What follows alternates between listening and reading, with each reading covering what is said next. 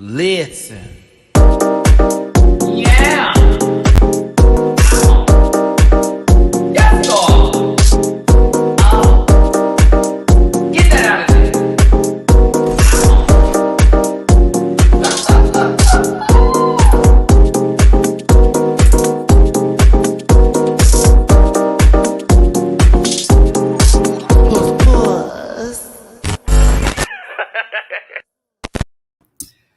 Hey everybody, it is your boy Matty Rants. Thank you so much for tuning into the channel. Do me a favor, hit that like button, share, and subscribe, and become part of my Rant Pack family. New glasses. Who this? We're taking them off. I was like, yeah, it's not working for me with the reflection. I got to be able to see y'all babies a little bit deeper, a little bit clearer, a little bit something. That and the reflectiveness of this light is not working for me today with what I'm trying to do. But listen, hey, we're here to talk about RuPaul's Drag Race UK versus the World, Ep.5, the semifinals. I have a lot to say in reference for this, but also not a lot at all, because to be honest with you, I was tired. I was a little bit bored. Just to be real with you, I was a tad bit bored. Like,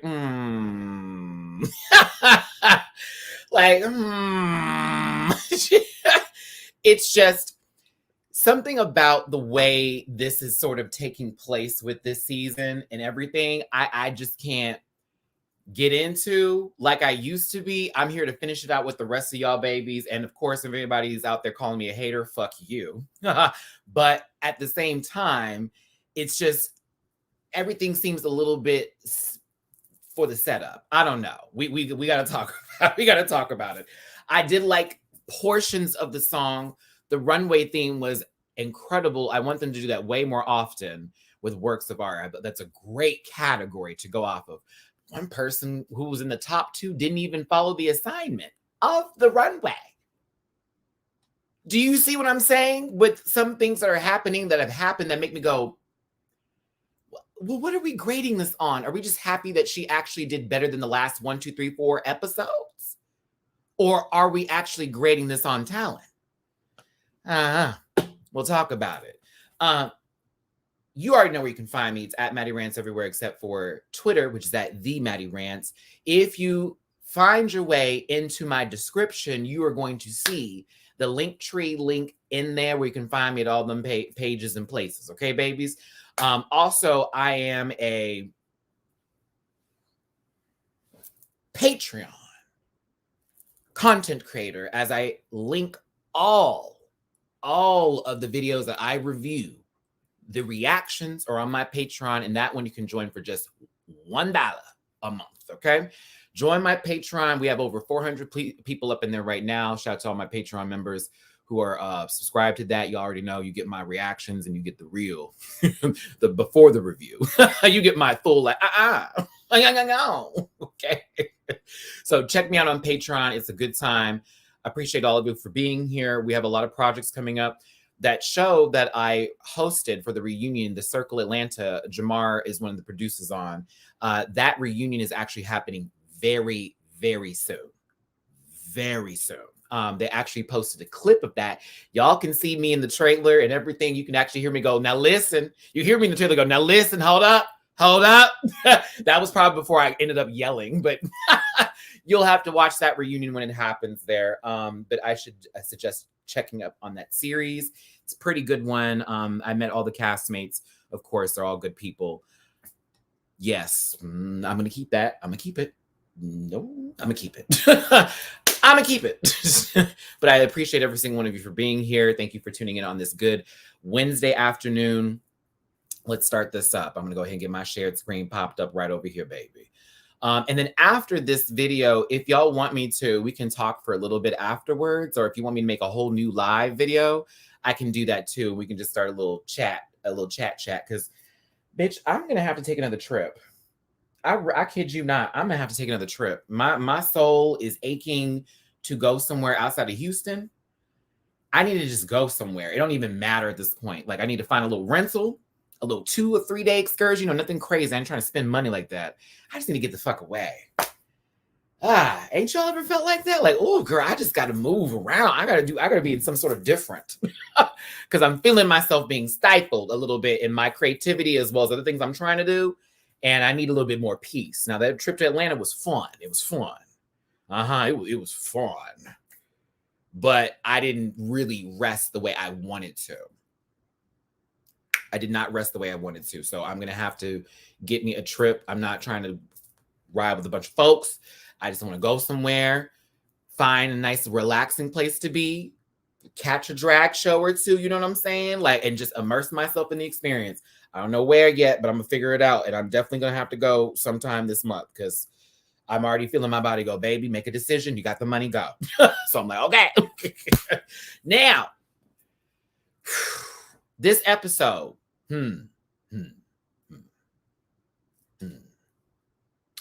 we're going to talk about it here. And I'm glad I also got a reason from Blue eliminating Pangina, even though I already figured what it was. And I literally told y'all what it was. It's definitely competition, definitely a better chance of finding your way, you know what I'm saying, into a top 4 position. So they did what she had to do, okay? Grace and Ray, thank you. I was actually having a conversation about starter Pokemon the other day, and we were going over our favorites. And Rowlett was the one I chose from that generation as my first starter. So it's funny every time I see that. What do you think about drag brunches? Those are the best ones to go to personally for me. I'd rather go to a drag brunch because I get my breakfast, I get a show, I get a tip, and I might get a little tipsy. What's wrong with that? That's everything, okay?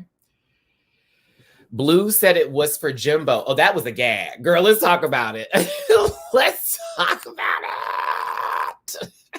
Janae, that's where my mind is going. A little spa treatment. I kind of want a massage, like a regular massage, but also like low key, you know, I want to get my booty rubbed too. So y'all said you should already know who I'm picking for this new generation. Was it Sprigato? Yeah, baby. And mimosas are the best. Da-da. Yes, because it's orange juice, vitamin C, plus a little bit of, you know, sparkly bub. Okay, I guess here we go. I'm going to talk about that too. And the thing is I know she was playing with us, but I know a lot of people who, let's say, had been Pangina to have done that, or somebody else that's in Blue home, and they had been walking around the workroom doing what Blue was doing, there would have been so many fucked up messages sent to that person. There is a point of privilege in this as far as someone being able to celebrate without being attacked, okay? A little bit like that. But I'm not going to place the full blame on Blue that way because, again, that was a big power move that she made. And I'm not mad at her for making the decision. I'm sad my good Judy went home. But if we're playing a game like I said I would do the same fucking thing. No shade, bitch. I do the same thing. She's clearly killing it. I just won. She's now in this low position. Take this bitch out. Like, honestly. And RuPaul even applauded her for that. So people weren't hearing me when I said the last time that I didn't agree with the decision being made, but I respect it being made. Because I didn't agree with the decision, my respect for it didn't matter. And I then was attacked because I wasn't feeling the fact that Pangina was left. There's also the term karma that was used inappropriately when it came towards the, I guess, her sending Lemon and Jimbo home over that and then being eliminated. Let me explain that to y'all too. So just to make sure we get this real clear and understand very, very clear. That don't have nothing to do with karma, okay? She sent Lemon home because she thought Lemon was the worst. And Jimbo did really bad that day, sent her home. Now, Blue sending home Pan because she's clearly the front runner, fine.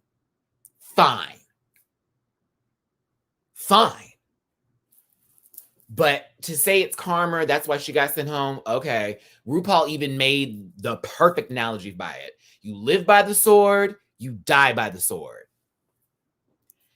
Regardless of whether or not Pangina did what she did for honorable reasons or to feel like, oh, that was just the way it was fair, you take someone out. It wasn't karma, Yasin. I'm not even highlighting that. It's kind of ridiculous. I can't. Again, no, it's not. It's not even close to that. And that's where that word is being taken and thrown around, and it's being bastardized because you're using it in reference to somebody's decision making in a competition that not a single one of us has been in, including myself. I would never. Okay, you meant it was not just okay. Thanks, baby. Because I was sitting here like, I love you down. That's why I gave you this conversation, but I'm going to repeat it again. You know what I'm saying? Spencer, Baga literally disregarded Pangina making her dress in the design check.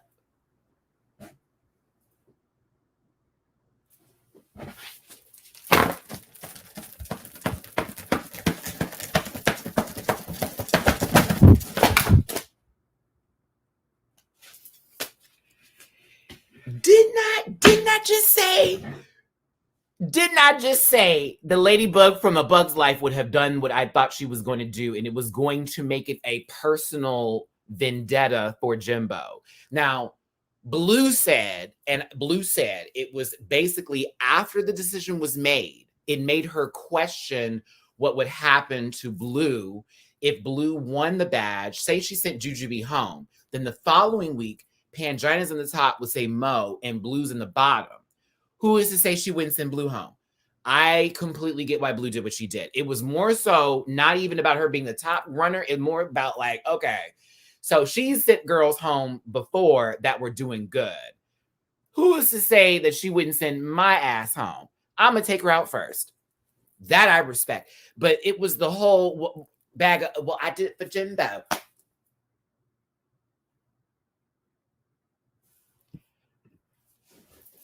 All tea, Caleb. Like, even Mo Hart is looking at it the same way. Like, let's talk about it. They're all looking at Jujubee as a buffer right now because she ain't doing shit. Well, we'll get to this episode, but she wasn't doing shit. Baga is making it on personality, and Blue, honestly, she wasn't being looked at, and now she's been given time, and of course, that now put a huge, microscope on her. And then Janey, girl, all tea, 2 tops and 1 badge, and it's been also kind of poo. It's a lot. So it was like, well, what are we gonna do? What's gonna happen here? I don't know, bitch, but we're gonna play this game. So I respect Blue's gameplay. I respect it. I'm sad my friend went home, but at the same time, to call it karma is ridiculous. That's just you as a fan claiming something because you felt you were wronged in your time of seeing somebody on TV by somebody that you didn't care as much for doing that to your favorite. That's not karma. That's just you wanting to get your way and being an ass about it, okay?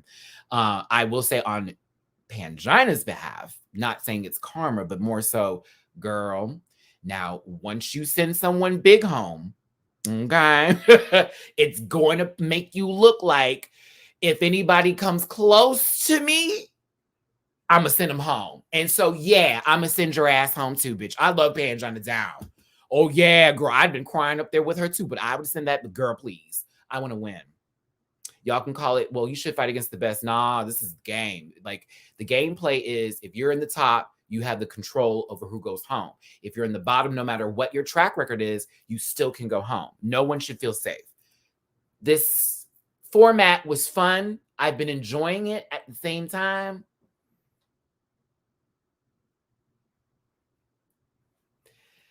Some of these decisions are tough because it puts the queens into the rulemaking, and they have the final decision. And now us as fans, well, some of the fans, the ones that don't know how to take things and just move on, then end up attacking people. And it's like, the fuck? So Scrammy, it's in these words: hate the game, not the player. If I'm playing a game of Munchkin, which if y'all know what that is, you know how that goes. It's all about backstabbing sometimes. Sometimes you have to work with people. Other times you got to lie, and other times you got to set shit off. So, like, that's just gameplay. It's not like we're getting into Street Fighter 5, bitch, and we're playing this and you're like, girl, you were blocking too much. No, bitch, I won the first 5 episodes. Excuse me, I won the first 5 matches, so I shouldn't lose this one. Better yet, it's a game of 5. Someone's won 4. Nobody's won nothing. Then the last 5 matches, they just win all of them back to back. That's not fair. I was winning. No, bitch, you were winning. And then those last 5 matches, you fell off. Y'all gotta play some video games. Either way, I just don't think it's as karma as people were making it. I do feel like certain things that were said by fans in reference for what they think was right and what was wrong were placated towards more so you being a fan of somebody. And that's just it. And it not being about whether it was actually fair or not fair. And I think more people are upset by what is going on with the, I guess, the gameplay, the rules, the way the judging goes, all of that with the show itself is more so the problem than the other way around, is really what y'all need to get into. Okay, that part. So I just wanted to say all that before we continue here. Angie Barnes, let me know why I shouldn't block you with this random shit that you're posting up in here, girl. If your phone is in your pocket, pull it out. All right, let's go. Blue, I know you was feeling some kind of way, sister, but at the same time, like, the decision was made and it was the whole, well, I wasn't expecting her to cry like that. And of course, we all deal with things a little bit differently here, but I also felt it was a tad bit insensitive until it was also addressed by Jujubee, who understands the pride that a lot of people in Thailand have. It's like your whole country is rooting for you and you're all in that together. You know what I'm saying? So I just personally, I wasn't here for all of that. I wasn't here for all of that. I was just like, okay, girl, like, I get that we're all feeling some kind of way about this, but like, it was a very sad moment for her. I respect that. I think others did as well. But again, from different places, different spaces, how we all deal with emotions. Everybody's a little bit different. Hey, Angie, thank you for sorry, baby. I just was trying to make sure. I was like, girl, what is going on here? It was like dot, semicolon, question mark. I'm like, for who? Stylista, I was fine with it over it once the credit rolled. My biggest issue, Blue, is the bragging afterwards. Do you, baby? Don't reveal in crushing someone's dream. I mean, made a song about it, was like, that's right, I took out one of the top girls. That's right, I did all that. Then came up on stage and a little bit sort of like, I don't know, I felt kind of bad after she was crying so much, but I was like, no, sis, you literally made a lyric about you sitting home with Big Dog. And then you talked about it. Then you played off of it. You even talked about being worried about being canceled for sending home Pangina. They're all going to hate me now. And I'm thinking to myself like, oh, you don't know who you are. You haven't seen yourself in the mirror yet. You don't know the privilege you possess. Now, if Mo did that, different story. Better yet, if Mo had sent you home, Blue. If Pangina had sent you home, Blue. You want to talk about people dealing with fucking fuckery? Oh, bitch. It'd have been a whole nother story for anybody else of color if they were on that show and sent Blue home. Bet you money. And y'all can miss me with that. Nat's always making it about, honey, when it's about that, it's about that. Either way, it's a game. This is all for shits and giggles. We're watching a TV show. Meow. Like, meow. I know. I'm fully aware. Oh, I know. Mm-hmm. That's why a lot of the girls who are on drag now, especially girls of color, have learned to just post and walk away. Post and walk away. Post and walk away. Because there's too many thugs that live on the internet. Honey, okay? they bad, girl. Get to that house smelling like cheese and farts. No, ma'am. Moving on with this episode and keeping it rolling forward here. The queens are at the table. They're at the top 5. I know they're super excited because they're almost to the finish line here as far as what's going on. Damn, this prescription is so good. Sorry, y'all. When I got these glasses and they checked my eyes, they're like, damn, your eyes changed again. So I've been wearing my contact lenses with the wrong prescription, and this feels so much better. Just reading y'all's words, clear as day. So I'm glad Jujubee has Pangina in spirit with her Pangina purse as the cat. Monique reminds Janey that she thought she wouldn't shit when she walked into the workroom, but has proven her wrong. Of course, Janey's pulling out the bitch, by all means, you don't have no badge. At this point, does that even mean anything? Does it really mean anything? At this point, does it really mean anything?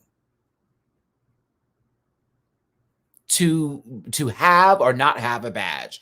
That is the question. I don't think it's that big of a deal, personally, based off of how they're treating this entire thing.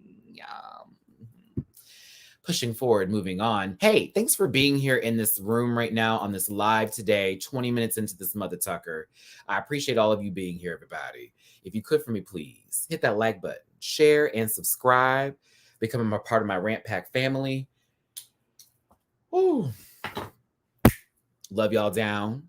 I forgot too, because someone literally just sent me a message. Girl, where's she at? If you want to throw a tip my way, it's a PayPal, it's a Venmo, it's a Cash App. Super chats are also awesome as well. Thank you, Bethany. I appreciate you here for your Cash App tip. Girl, a random email came in and blew. What, girl? What? Sorry, some random email threw me off, child. What the fuck? I see they moved it to the spam folder. Y'all be careful right now. You know, there's certain things going on in this world, and there's cyber attacks that are happening right now. So be careful what emails you open up. Seriously. RuPaul kind of gave up here. I'll be real with you. RuPaul kind of gave up here a little bit. Omar, you ain't accepted my friend request. I requested you on Instagram, sir. But RuPaul sort of shorted out here for just a moment on the screen. I know this is her 5,687th time doing this today. But when RuPaul comes into the workroom, she lets the babies know that they got a song to perform. It's a new song by RuPaul. You are like all reflecting in my face, girl. We'll go from there. Yeah, that's fine. The song is, and I'm not happy with it. I mean, living my life in London.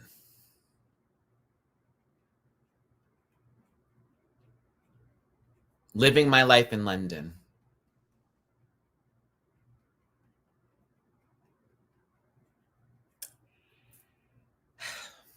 If I cared enough, I would have wrote down lyrics. Ru.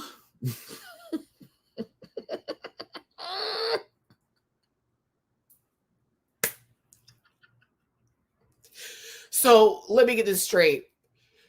The winner gets a song that they do with you, but you are already going to have a song with them in general, period, for just being in the top 5. So, like, what's the difference?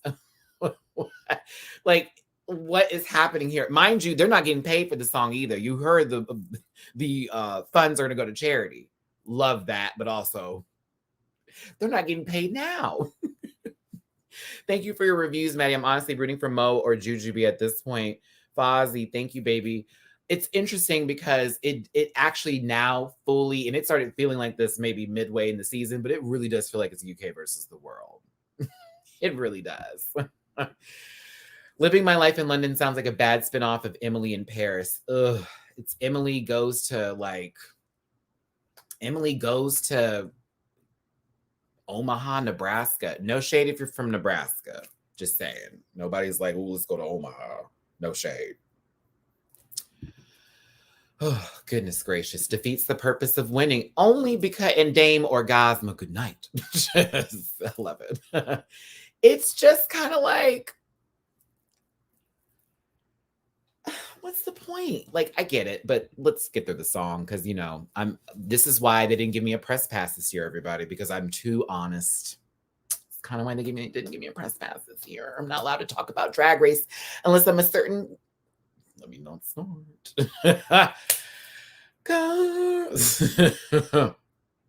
Either way, they're supposed to make this song and they have to compose solo verses about the place they call home, record vocals with the guest judge from Little Mix, Jade Thirlwall, and also come up with the choreography themselves. Okay. Penelope, I don't plan to. But I'm certainly not going to be like some other motherfucker who went on Big Brother and showed y'all his real colors. Mm-hmm. Girl, they didn't even respond to the secondary email. The first one denied. Second one to be like, hey, no response. Even after I brought quality content. It's okay. And we were told this would happen for the new, they're trying to get like only Entertainment Weekly or Associated Press, like that kind of stuff. And they only want people, like if you're a social media influencer and you got it, if you got it with less people than me, then you lied about something, girl. You lied. You lied. They're looking for people with like 100,000 subscribers. Yeah, I'm not big enough, apparently. So I'm like, okay, I will show up as a guest and I will just attend like everybody else and have a good time. And that's just what I'm going to do. And if I get an interview, I get an interview. I know the girls know me, so I'll certainly say, hey, but yeah, that's tea. Mm-hmm. So, of course, they have to come up with choreo, the dancing, the works. Fabulous, lovely, all of that. Chrissy, it does suck, but it's okay. It's okay. It's okay. Because this is not my life. This is not the extent of it. This is where I peak. Unfortunately for girls, they feel that that's what's happening. Oh, baby, this is about to be on and popping for me. I have so much going on in the background. May 13th through the 15th, my loves. May 13th through the 15th. That's DragCon. So after RuPaul says what she's got to say and the queens already know what's up, why don't we go ahead and write our lyrics and get our words together? Let's go ahead and do all that, right? Oh, thanks, Scott. Mm-hmm. Mo, your shoes are fucking at these boots. Oh, can we give Monique Hart our round of applause for workroom attire, for presentation and skills, like for literally every runway, every workroom? It's been a moment. I appreciate the top to bottom. Appreciate it. Ow. The boots are everything. Mama comes in outfits. I'm here for it. And I see some of the nice stuff y'all are saying in here. I appreciate y'all. Thank you. Thank you. I appreciate it. It's, again, every no is also another yes just opening up for you somewhere else. Every time someone says no, honey, there's another door that just opened waiting for you to show up. I had to take the screenshot, y'all. I love Jujubee. Jujubee is just writing her lyrics, and then, at the end of it, I love cats.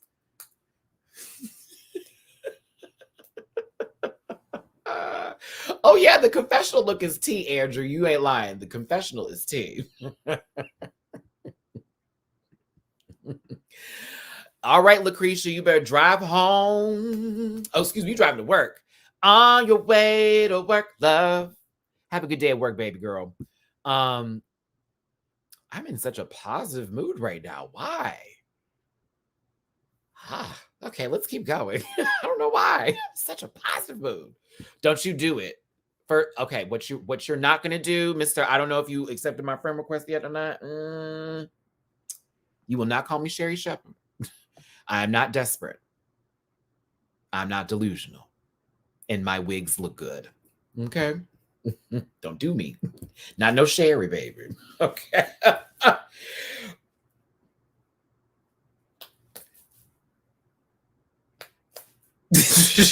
No, I actually haven't I haven't had any libations at all today. This is a sober day. Matt's actually going to be practicing being sober for the next couple of months, y'all. No drinking or no kind of anything. I'm trying something different for my life. But they're writing lyrics, and we're supposed to be interested in this. I was somewhat, because it's I'm from here, I'm from here, I'm from here, I'm from here.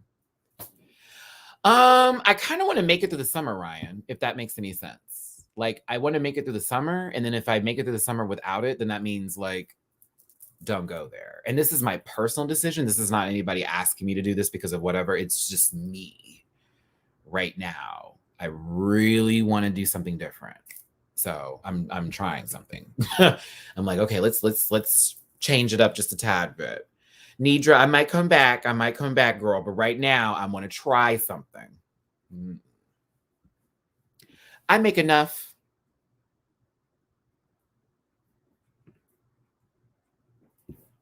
But thank you, Angela. But I make enough. I have other business opportunities coming up, but I make enough. Trust me, I'm doing something every day. I ain't never free.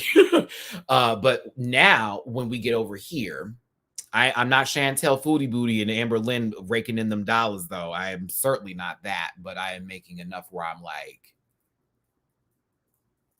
you know, I'm fine. I'm fine. My bills are paid.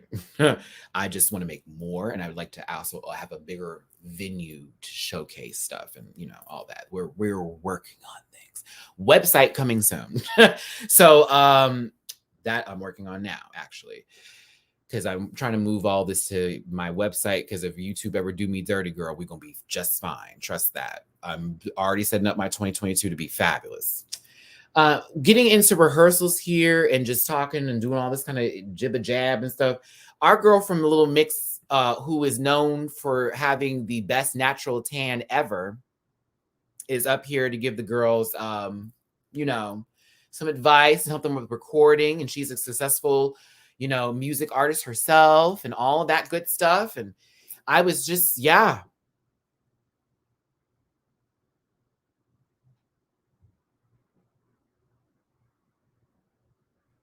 Do do do do do do do do do do do do. Do do do do do do do do do do do do.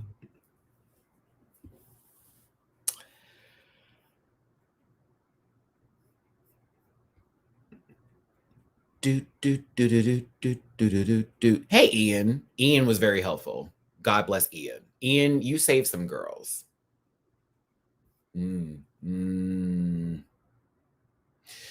Not Janey. Let's talk about it. All I said was tan. We don't got to go there right now. Moving forward and moving on. Jujubee, I don't, honey, listen. What I heard,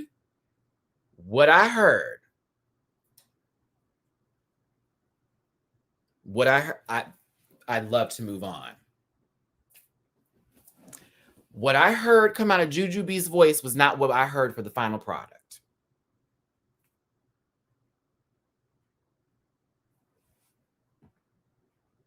Like, period.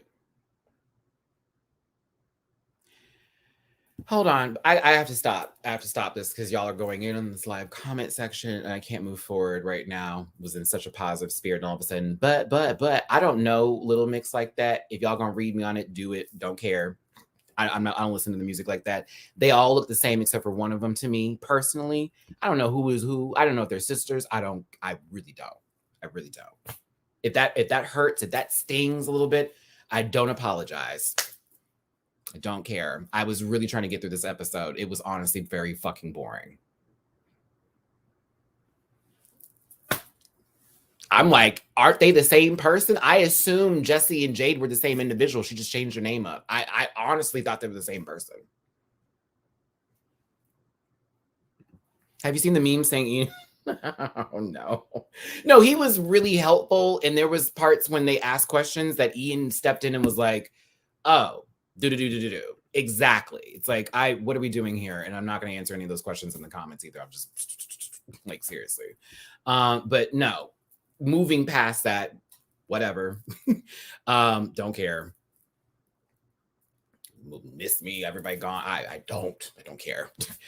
Jujubee's voice was very like, okay. Reaching for what, baby girl? You up in here? What's happening? I actually, do we need to pause this? Like, real talk. Because I love to get through this. I don't know who the fuck that's all going here. Reaching for the fuck what? What the fuck we reaching for, baby?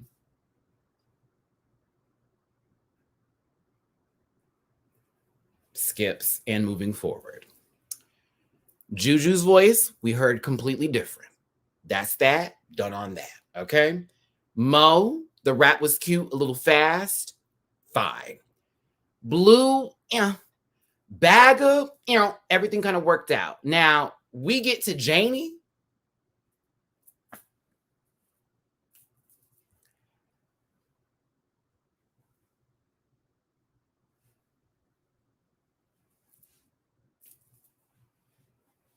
Nobody's upset, Casey. You just came in on the wrong accord with me, and I don't play that shit. So I'm going to say what I got to say and just do what I got to do. Is that cool? I know it is.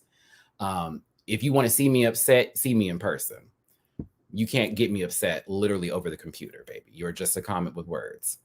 But poor Janey's voice, not so much. Not so much, sister. The fact that you had to listen to your part each and every time was quite hilarious for me. I know you heard that now. Before they did any of the vocalizations for her, it was already bad. My other issue is with Miss Janey. Why in the world did you sing when you can't sing? I don't understand that. Why would you sing when you can't sing? That I don't understand. None of them other girls up there can sing. I'm going to keep it. I sure am. I'm going to keep it. I'm going to keep that. None of them other girls can sing. But you were determined to sing. Why? Why?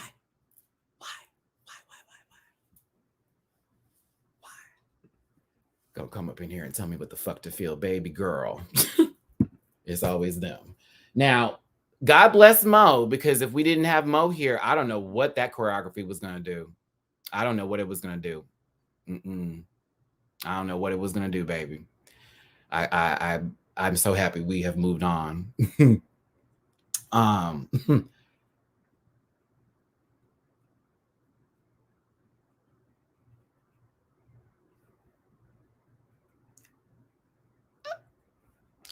I'll just play the picture. This bitch over here was nervous. Okay. Mad nervous. I think my whole thing is Mo was being patient. Janey was being somewhat patient, even though Janey didn't have as much to do with the choreography as, let's say, like Mo did, and was more so like, okay, why don't we do this? Why don't we do that? Why don't we suggest this? All that kind of good stuff. This baby was scared. I know you were, honey. You was scared. You was really scared. All of that. But for what it's worth, I don't think they were gonna give her anything to do anyways. Like, even for you, Baga, let's be clear. I do not think that regardless of whatever, they were gonna give you any kind of choreography like that. I promise you. I think her like getting upset or feeling some kind of way was honestly like, I was just like, okay, girl, what are we doing here? Like, were they really going to give you something to do? They were just going to have you open up and have you walk in and just much better. And that was going to be that. And we saw that in the performance itself, honestly.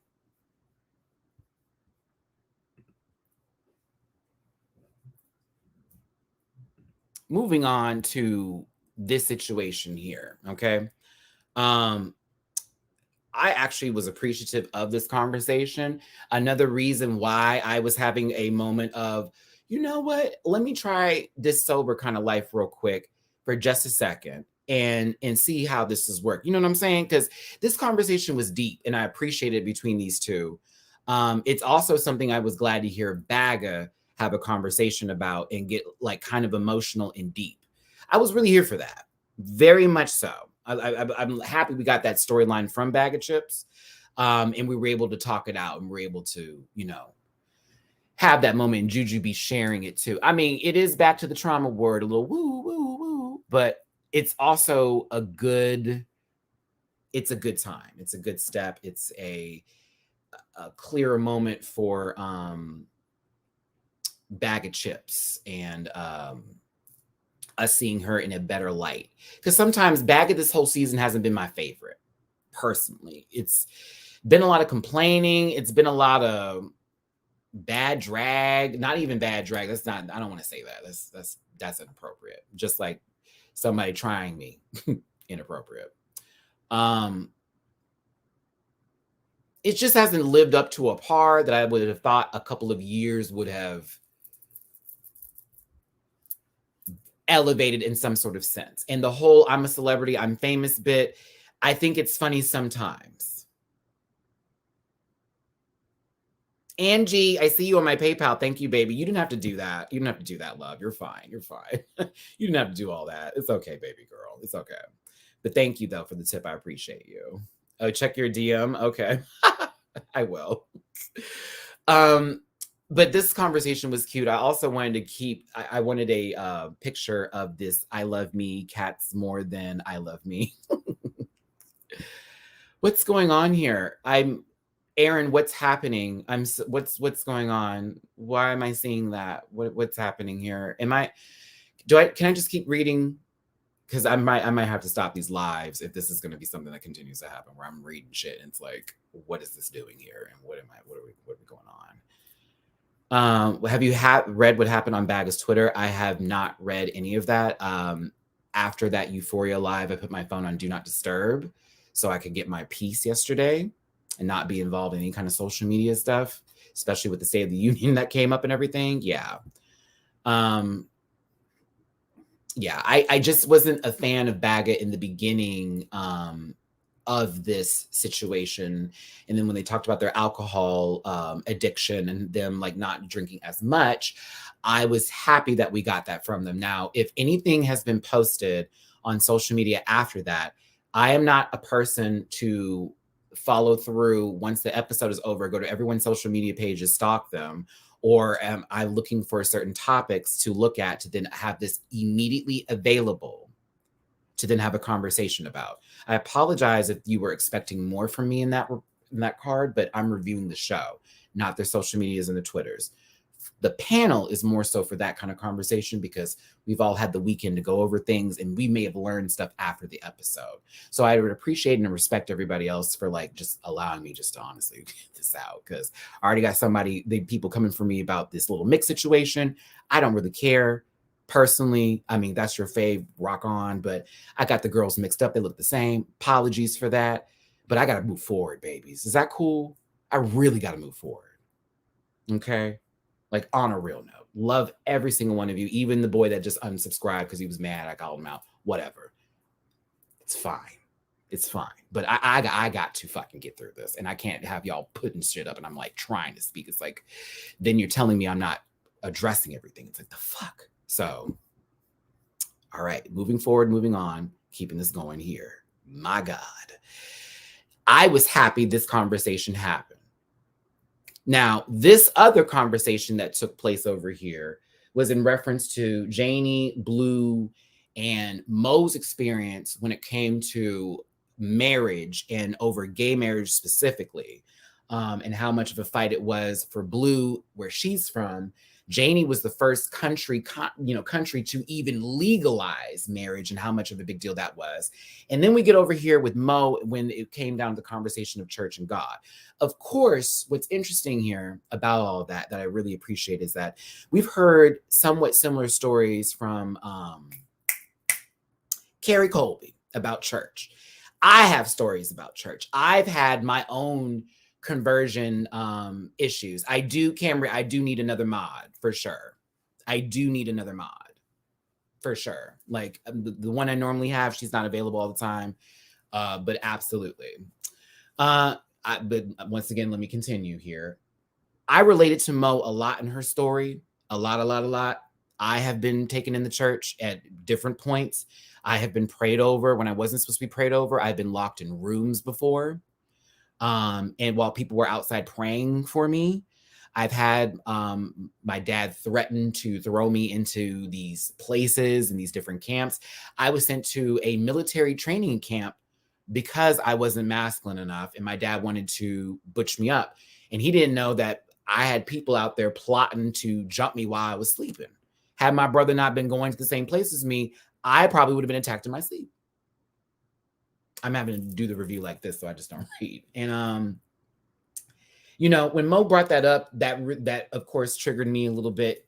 But also when Mo brought up the conversation about you are worthy, you are good enough and all of that, I still apply that to every single person, whether you agree with me or not, whether you found what I said to be wrong, whether you found what I said to be right, whatever. I apply that to every single one of you. Okay. Whether you can hear those words in your mind, whether you can hear those words out loud, whatever the case may be, whether I yelled at you, screamed at you, all of that, I still keep that. I still keep it that way. Okay. And, it's not just my dad. You know what I'm saying? Like I can't just place my father to blame for all the things that happened with me too. Like I had uncles, aunts, like finding ways to figure out where they could put me, calling my father, complaining about me.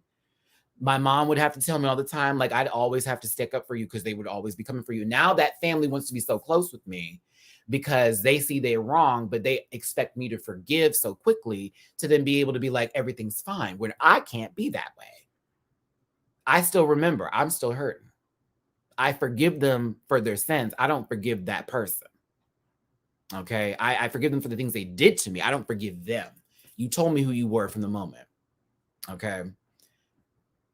And that's the problem that some people are facing right now, where they don't hear things. Just like if I make a miscorrected note about something because I touched something that you were so personal to, you've lost your mind. You've completely flipped out. How dare you? You have missed the whole point about that entire statement, where someone could have been wrong to then to be clearly educated. That's why I appreciate all of you up in here who are actually like, no, Matt, that's what it was, versus the girls that came. Like, what are you doing? Does that help? Does that work? It doesn't. You get more flies with honey, baby. Okay? Just saying. They attracted to sweet shit. Either way, when it comes to Monique's story and how important it was, I hope everybody got that. I hope you received it, because like Mo said, every one of them is from somewhere different. Different backgrounds, different ways of life, different privileges, all of them. But there is so much that can be related to this. You know what I'm saying? You have such a light that transcends the show. Keep on keeping on. Rashad, I will do that. And I am sorry if I came for anybody's Little Mix character. They're not my favorite group, but I don't know them girls like that, so I don't have no reads. I just remember the whole blackfishing scandal. And I swear to God, that was the same girl. You know what I'm saying? I thought they all were damn the same person. The only video I remember was the one with Courtney Act Willem in Alaska. That's Aussie. The only one I remember. I'm still trying to get over no, not Cherish. That's a lie. Fifth Harmony. Normani, where your album at, Gip? I'm just saying, Camilla out here making bad movies. What's going on? But for real though, like when it comes to this situation here, and what Mo's discussing about and what everybody's relating to, there is a lot of stuff that we all hold on to. You feel what I'm saying? Well, a lot of shit, all right? It's up to you on how you navigate the rest of your day, the rest of your life, the rest of your character, okay?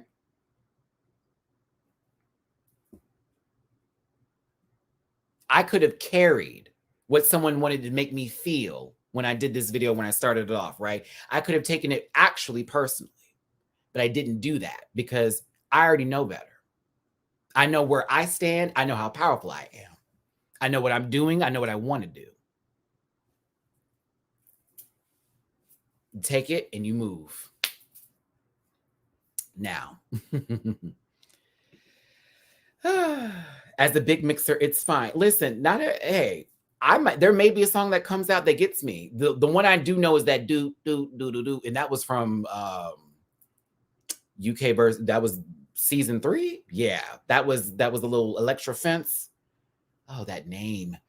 Electra Fence versus who was it again? Anubis and Electra Fence. You know, I don't like Cherish like that no more because them sisters. That one show. Is that what's called Sweet Melody? Okay. But yeah, I appreciate this moment. Go ahead, Mo. Y'all was getting your eyebrows together doing what you was doing. RuPaul. Hi, Ru.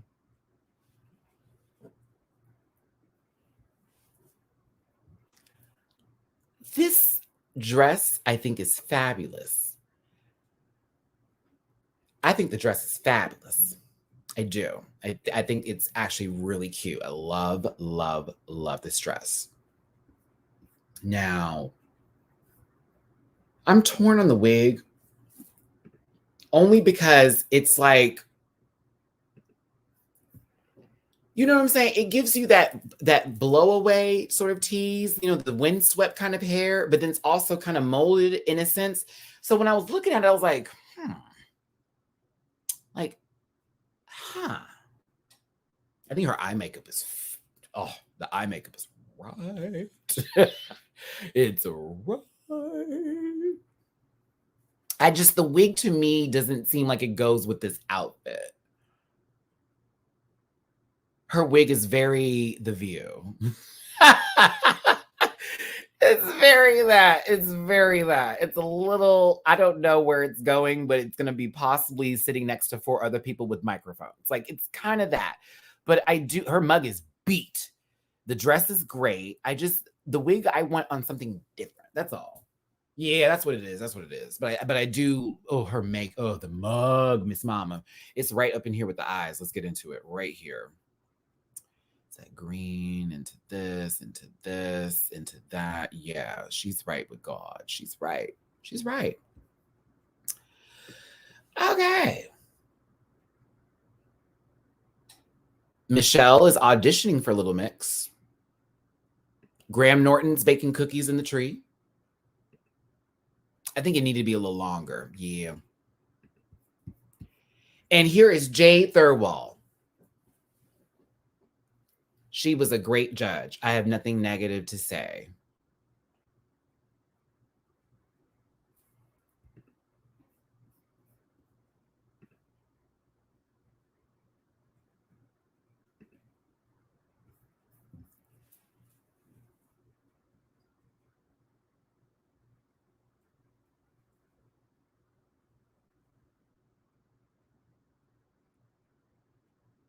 I'm not allowed to say anything.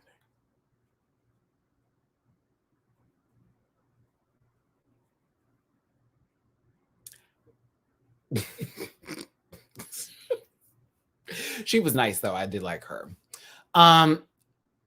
Blue.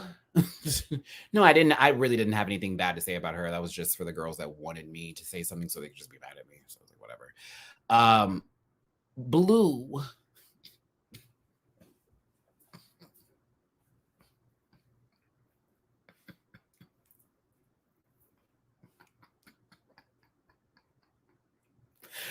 Blue, oh my God, your face at the beginning of the performance was tragic.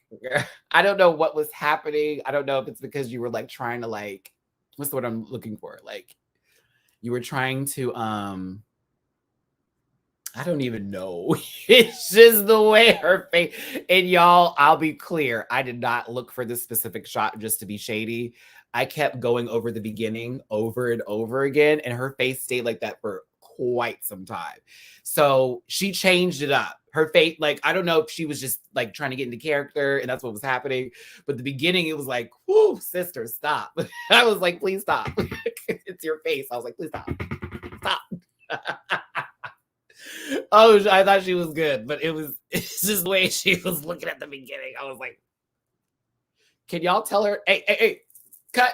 Hey, Blue, pick it up. Because you're giving bitch. Did they all do well? No, but we'll get to it. We'll get to it. Oh, I just thought it was funny. I was like, girl, she was in her attitude. What do you call what's going down Blue's legs? The ruffles from the hip to the knee. I think it was just a part of how she was trying to style the look. And if she just made it come down the backing of it a little bit to give it like a little peplum out moment in the back. This angle is not actually flattering to that. So maybe if I have a different angle, it'll look better, but this angle is not flattering to that. Yeah. Mm-hmm.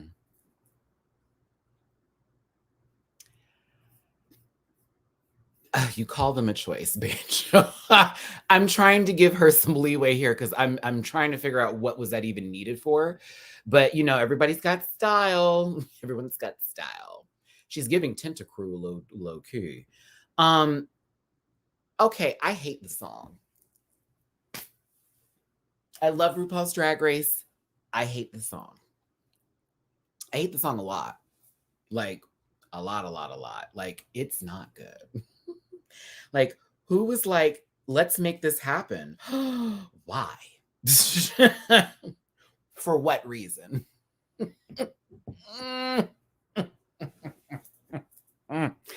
Mo and the mullet has actually been one of my favorite things this season. Her rock and roll hair has been really just giving me life lately.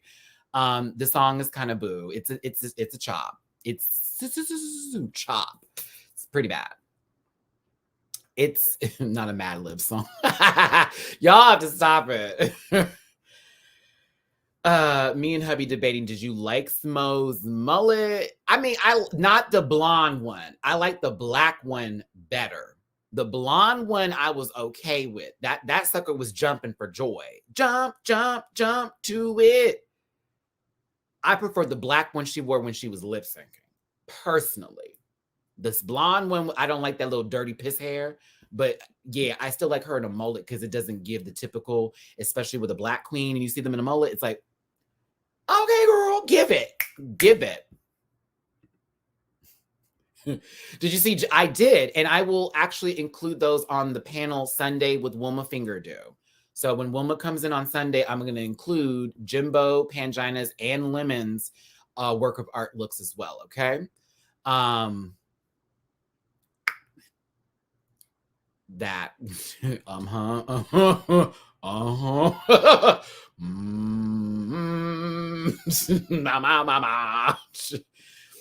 I know. I'm excited to have Wilma back too. I had someone almost call me a liar. It's like, I thought you said it was gonna be this week. I'm like, I had to change everything.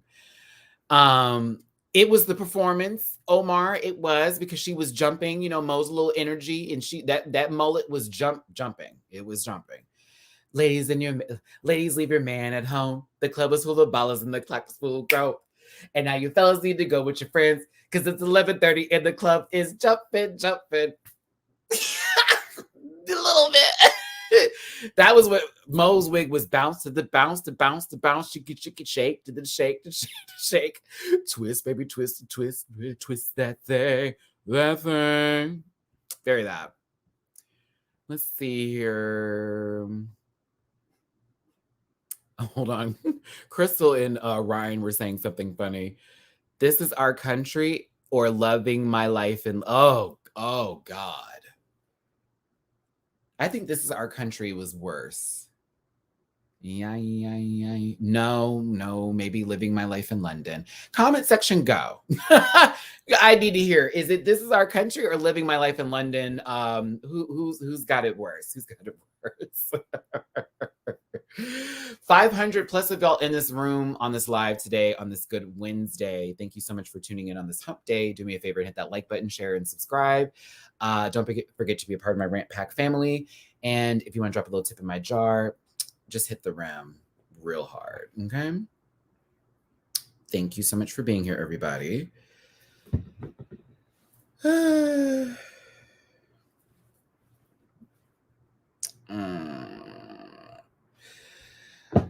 They're both terrible. Okay, let's do this. This is our country was better. A little bit more Lil Nas X-y. This is our country was definitely worse. This was our country. This is our country. I don't even saying it right. At least had more production. Both. She's a super queen. She's a super queen. She's a super queen. She's popping, she's rocking, she's dipping, boom, boom, boom.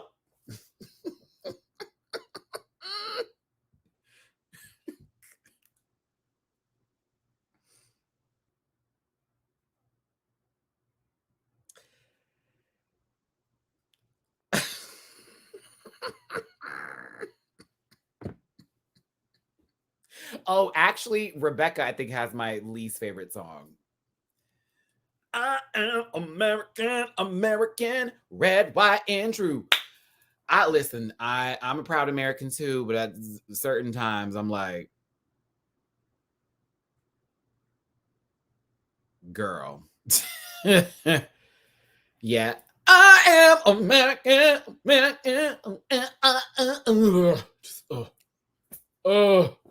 It just sounded so obnoxious. Everybody out here wanting to be free. It's like, there was literally police brutality happening at that time, RuPaul, with people being killed, Black people especially. It's just like, it was just not the time. It was just not the time. We had a whole election going on. I get what she was trying to do, but it was like, nah, nah. It was red, white, and boot.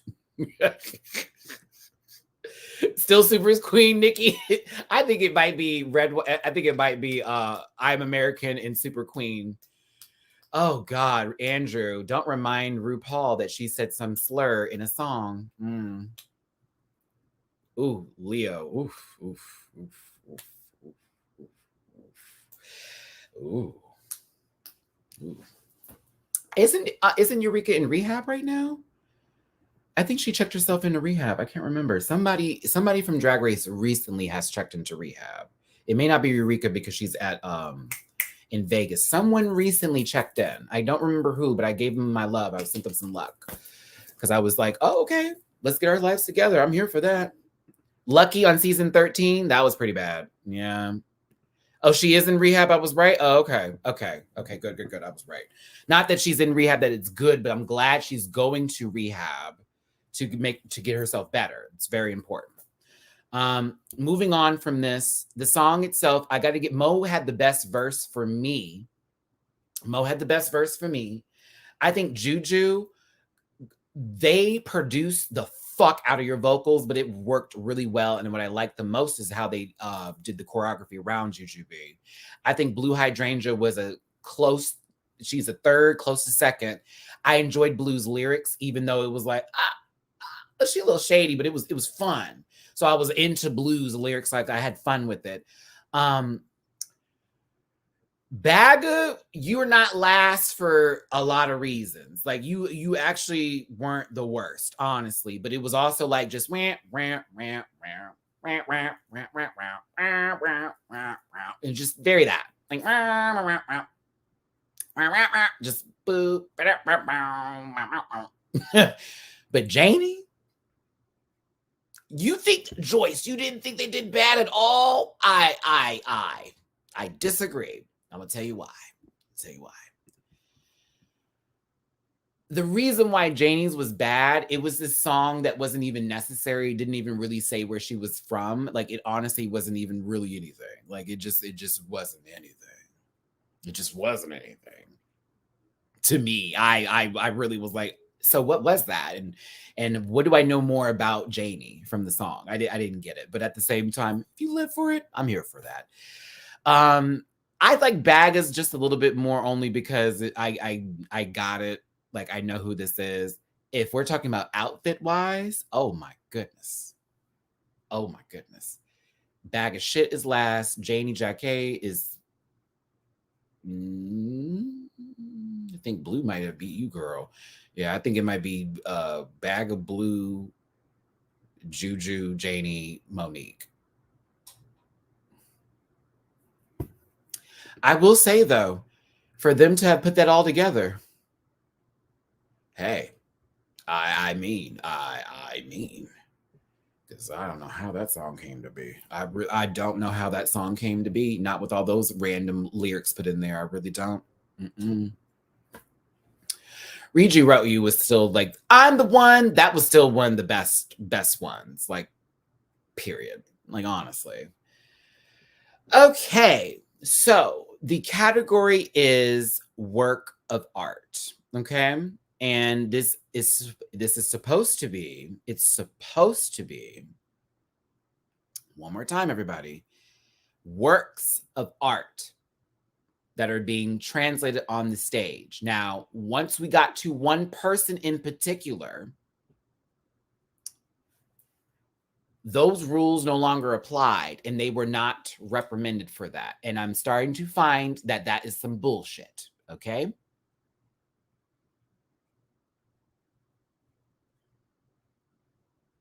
Omegatron, I was gagged. Like, oh, so wait a minute. So it doesn't matter. As long as the outfit looks good, it doesn't matter. Got it. I was gagged. I was like, so it doesn't matter. Okay, got it. Now I know it didn't matter. Jujubee, I'm gagged. You were in the top 2 this week. Basically not even following the category of the goddamn run. I was gagged. Okay. Baga really had the worst of all. Oh my goodness, I can't. Okay, this is a Van Gogh, right? I believe this is a Van Gogh. And Baga Chips wanted to do the flowers that were in the pot. Silly Willy Willy Old Bear, Winnie the Pooh, Winnie the Pooh. Oh my God, no. It's Pooh Bear. Da da da da da Pooh Bear. Wait. Oh, it's the Adventures of Winnie the Pooh. Oh, come on, Matt. I know the song. Come on, Matt. Oh, come on. Oh, no, it's not coming to me. Ow. I'll have it for the panel. Sorry. I used to have that song stuck in my head like nobody's business. I do still have the Rescue Rangers song in my head. Bandale, Rescue Rangers, Bandale, Rescue Rangers. Like all that. You know what I'm saying? Oh, gummy bears. Stop it. Okay, stop.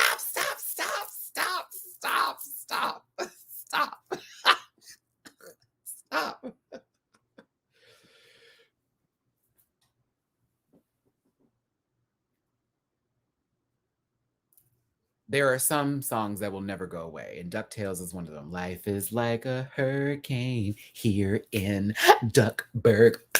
Bury that. That in Darkwing Duck. And then again, like I said, Rescue Rangers, it's that music, that starting music. Dun dun dun dun dun. Sorry. Here's the thing. Can I be real and say that I didn't dislike this at all, actually? I know y'all are like dragging it. It's not awful. It's really not awful. If I look at all of what she has worn, okay, coming down this runway over this entirety of 5 episodes, this would be one of the better looks, in my opinion. I'm trying to be real with you. I mean, it's one of the better ones. You know, it's literally one of her better outfits, makeup included. Like her eyebrows are not as offensive as they were last week. Gabby with an eye, I see you, bitch. Hold on, girl. Come up with here. It's the half rolled down condom she's wearing for me, and it's not a Trojan, even if it's in the gold wrapper. It's not a Trojan. Looks very lifestyles. Matty, your Libra is showing. No, like for real. Like honestly. This is probably in the better of her looks. The Irish look was trash, Casey. Oh God. That was a costume. Hold on, let me go through Baga's looks. Let's do this. Let's do Baga's looks. I don't even want to remember. I can't. I'm trying, Chrissy. Stop. I'm trying so hard to make this baby be okay. Is it me or did her runways, she very greasy, or was it me? I mean, she was sitting right next to Jujubee, who looked like she was painting on somebody's wall in a house. I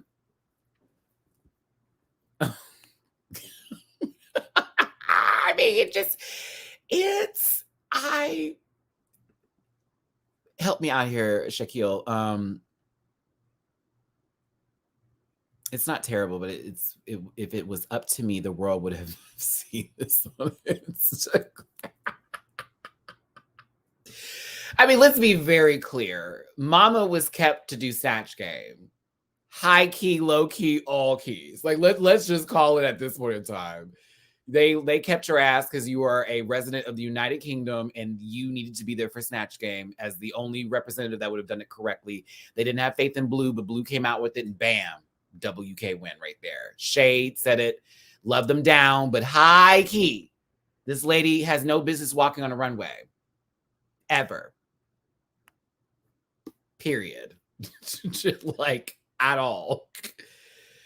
The only time she's ever given a great runway look was at the beginning of this episode when Monique literally walked them across the workroom. Like, sis. But yeah, I still think this is one of her better looks just for the simple fact that I got where it came from.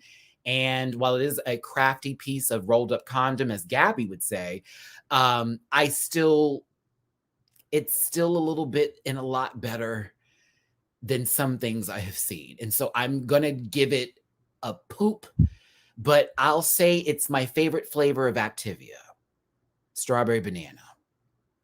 I know I'm going to release it at the end of the day, but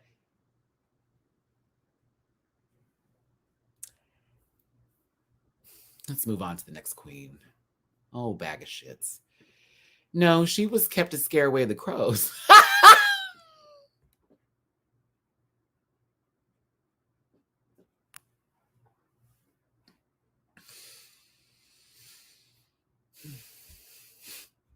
Some say I'm not.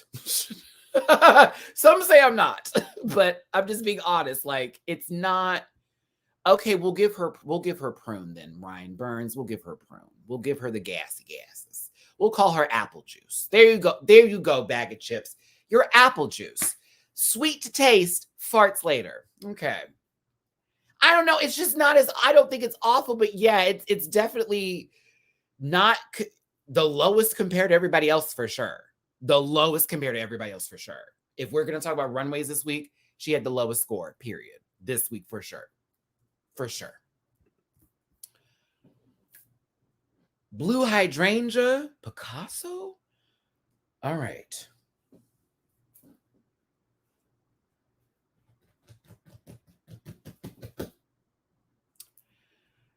I had two things I didn't care for with this, and that's it. Just two. Concept I thought was fabulous. Her shoes were fucking hideous. Them shoes were hideous. I hated blue, though. Burn them now.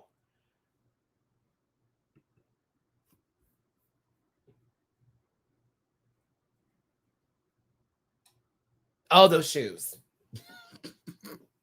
God. Ew. You know what I'm saying? Ew. God, I hate those shoes. Oh, they're so ugly. Picasso was the quote though. Picasso. I'm sorry. No, I'm actually okay with the dress itself. I think, okay, let's talk about what we can do with this dress just a little bit differently. So I would have taken these down a bit. I think those are a little too high up on her. I think that was also a big issue. There is a lot of fabric. It could have been cut by a couple of inches or whatever. It was still given drama. But I think that was one of my biggest issues with this garment was the fact that all of this was way too high. And there's so much fabric that it kind of threw off a little bit of it. A little bit rock, paper, scissors. Oh, you lose. But I didn't think it was horrible. I actually was like interested in the look itself. I was like, this is interesting. But I agree with this one on Megatron. It just needed some editing. Like, it really needs some editing. It's not giving Picasso. Wait a minute. So when she turned around, because, I think this is what she was specifically saying, like, this was what it was supposed to be. It's more Mondrian than Picasso. Did she give any quotes to the other artists that it would have been more like? Or was she just going off of one picture? Interesting. I like the back. That was my favorite part of the look. I thought the back was fabulous. The beginning was kind of like,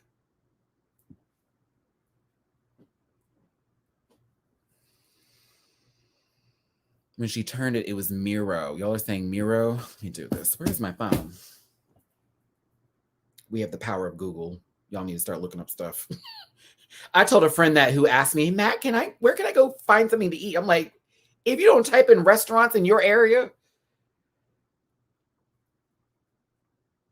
Let's see here. I just want to have a real quick look. Yeah.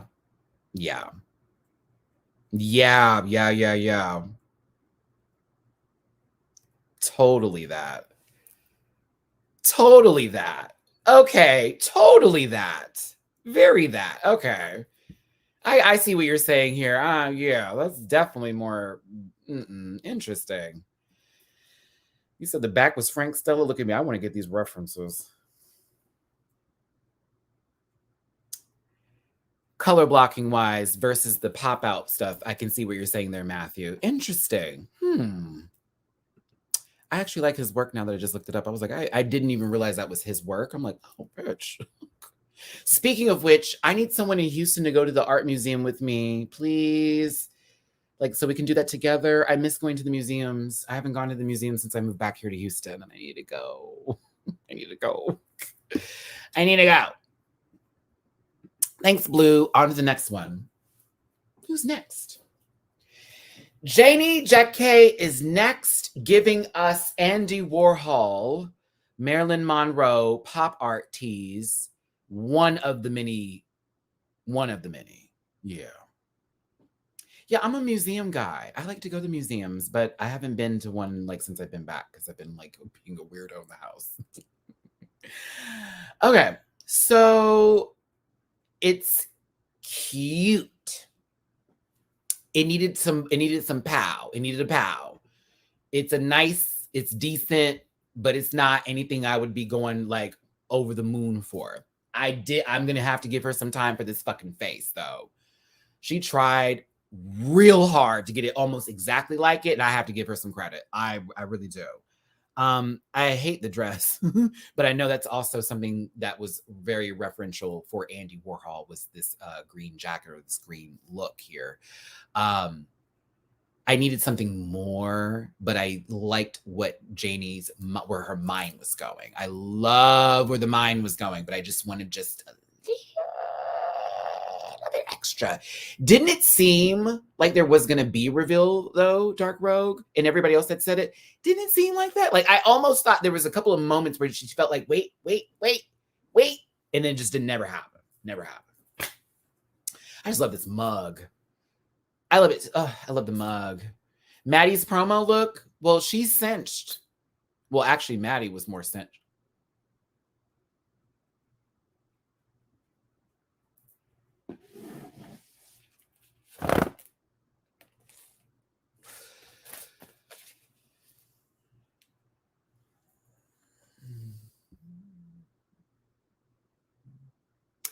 Time to move on. Angel, you heard like I heard. She said there's a twist and there was nothing. Nothing. And that would have been just fine. You know what I mean? It would have been just fine. She would have went from Andy Warhol's version of Marilyn to Marilyn. We would have been just fine. Don't know why that wasn't happening. It's okay. It's okay. It's okay.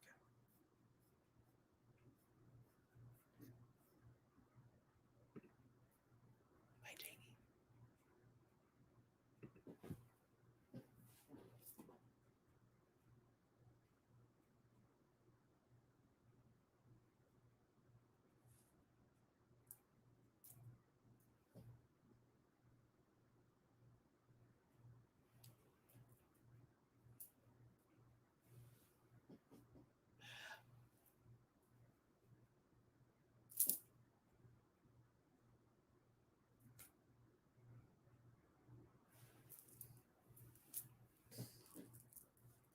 Do you know why I'm giving this so much drama right now? Y'all want to know why?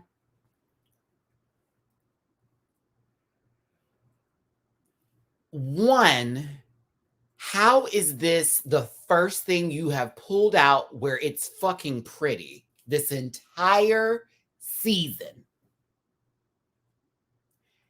But two, this isn't the assignment on top of it. It's by somebody who is an artist that created the look in a specific era. Okay, understand. I got it. And I find that to be fascinating. But as far as it being a work of art,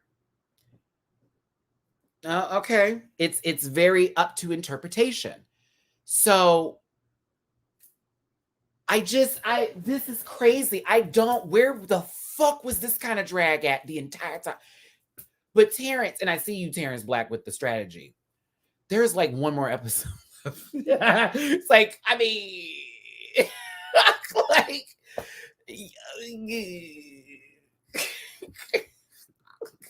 Daddy, why was they like Juju finally arrived? Better late than never, I guess. I'm also like, but at the same time, like, her mug was stamped. The wig was right. The headpiece was done. The dress, this bodice part was cute. The rest of it is just fabric. Let's be very clear. Iris Van Herpen's collections are living, breathing art. This is not that.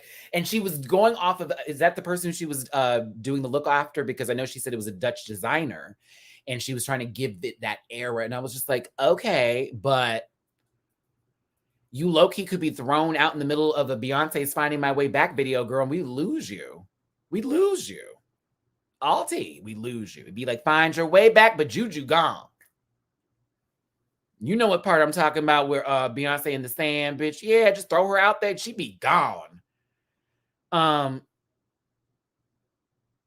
But at the same time, but it's still pretty. It's the prettiest thing I've seen her wear this entire season. So I love it for that fact. Thank you, Mr. Ryan Burns. Let me highlight you, baby. Iris is the designer of Matty. Go check Sensory Seas or Earthrise. You will live. Thank you, thank you, thank you. Make sure I mark that down. Okay. Had to mark that down. Thank you, Ryan. Stop. Y'all gonna make me go get a Joanne the Scammer wig and start doing skits. Oh, I missed a super chat. Gabby, I see you too, babe. I'm coming back. Hold on, Mr. Super. Come on back. Find your way back. I'm sorry, Keyston. Wish I could stay for the rest of the live, but I gotta go catch what I did. Time for work. Much love from Seattle. Whoop, Seattle Queen. Go Bosco. I hope you have an amazing day. Thank you, Keyston. I see you, Gabby. I'm running. I think I get it. It's color by number art. She just forgot to put the numbers on the sleeves and bottom part. A crayon tee. Ding, ding. It's 5 points for Gabby. You know her work, Matty. You'll see it when you know. Really? Oh, I'm excited for that.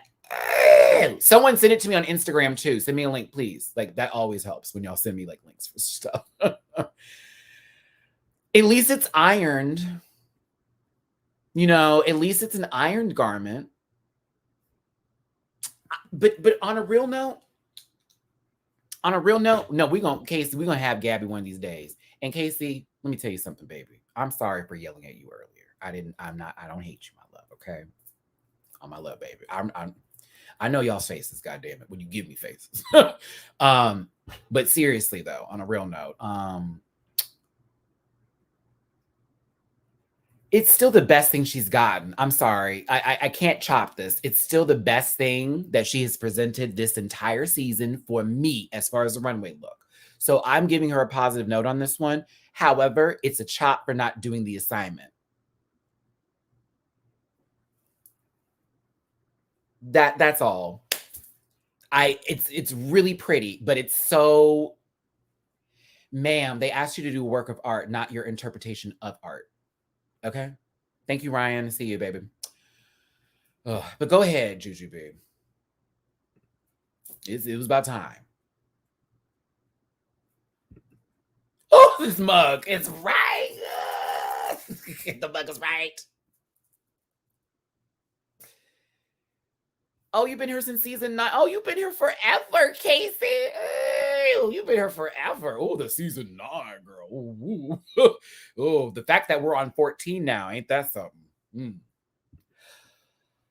Oh. My black sister. My black brother. My friend who I've gotten to spend a little bit of time with. You have my goddamn address, Mo. I am so tired of how they've been doing you this season, period. Especially the runways. It's almost like they just recognized you were amazing on the runway towards the last couple of episodes. Girl, this is so pussy. So pussy. It's the arms around the waist for me, and the fact that she has a glove that also has the hands going around the arms. It's fabulous. And this is art then put into drag. It's like, perfection. It was the reveal for me. It was the reveal for me, bitch. Woo! What's the reveal? She went, Didn't it remind you a little bit of Sasha Velour when she had pulled open that mask and it was like, what the fuck? Like, I honestly thought Monique was about to come out there with just the rose face. No, bam. I was like, Everyone's mouth dropped. It was so good. The potpourri demon, I lived.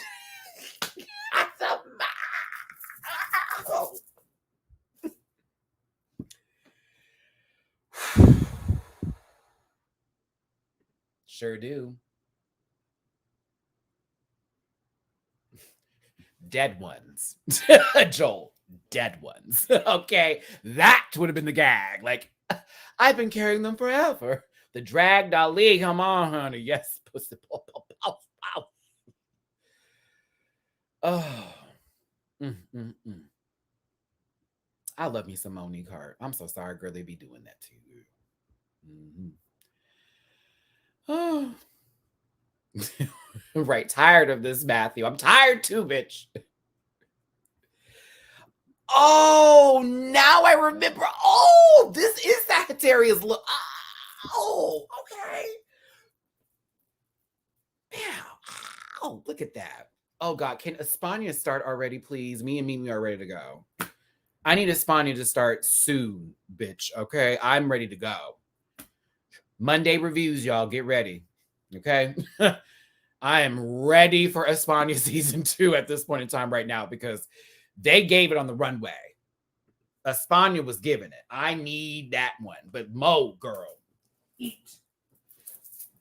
Eat. Eat, sister. Ate it. Everything. One of these things is not like the other. No, I do not speak Spanish. But if you want to see my Drag Race España reviews from season 1, they are available on YouTube now. Muy poquito for me. Mimi speaks a lot more than, well, you know, of course she is. She's Boricua. Excuse me. I always say it wrong. She's like, come on, Matt. I'm like, I know. I'm trying to get the It's like my throat doesn't want to do it.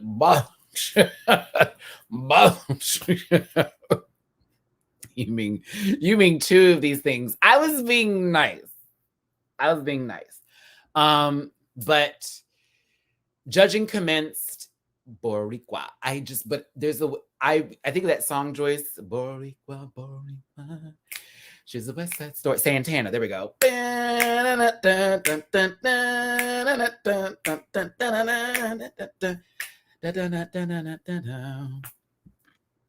Sorry.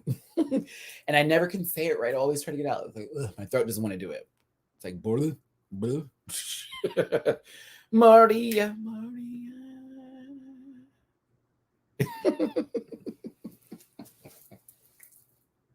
Leave me alone. Leave me alone.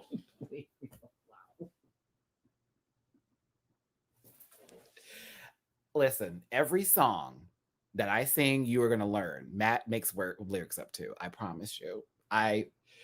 Crazy in Love wasn't even called Crazy in Love for me for a long time. Okay. It was some whole other shit. Please take my foolishness with a grain of salt. Okay, let's go over it here. Winnie the Pooh, silly willy old bear. All right, Winnie. I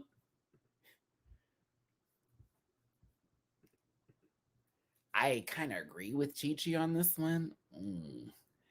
Janie's outfit isn't even big enough to, like, you know what I'm saying? Hers is very subtle compared to everybody else's. It's like, oof. Even though you're pink, girl, at least she painted her hands. It was that part. There's a part in the song Homogenic. It's not the chorus. It's like a part of the song when Beyonce starts singing and she goes a little quick. And I always used to make up the words. So I'll be like, summer, summer, summer, summer, I'm that. Like every time. And I can't help it because those are just now my lyrics. So I'm like, summer, summer, summer, summer, out of that rain. You know what? Don't let me get on the show. I will do Majin Buu cosplay, bitch. Okay? Down. Maddie, I just realized Blair St. Clair literally did a hot pink body look better.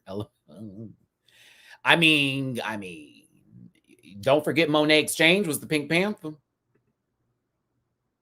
Similish, you know. There's a lot of songs I never sing correctly. And then when my friends are next to me, they're like, I'm sorry, what lyric was that? And they just want to correct me. But I'm like, no, girl, that is my song. I'm going to sing it that way, okay? This moment made me feel good inside. This moment made me feel so good inside. I'm not even about to make this like this American thing, but I'm also about to make this an American thing. I'm watching a show where countries are represented, right? And the Americans haven't been doing really quite well at all. At all. And so both of them getting in the top, like that high five, I was like, girl, I felt that. Like I felt that. Felt that.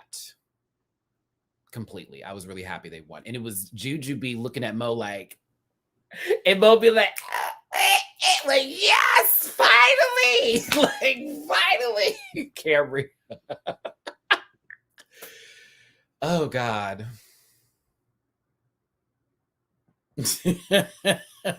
Thank God. Because that was a guarantee they'd make it to the final. So it's like, oh, my God. Thank the Lord. But it was also kind of bittersweet, too, because the track records for everybody coming into this is like so all over the place. Like this leaderboard is weird now that we talk about it, because everybody has been in the bottom at least once now. They all have been in the bottom at least once. Some more than others. Some deserving more than others to be in the bottom more than once. But, you know, there we go.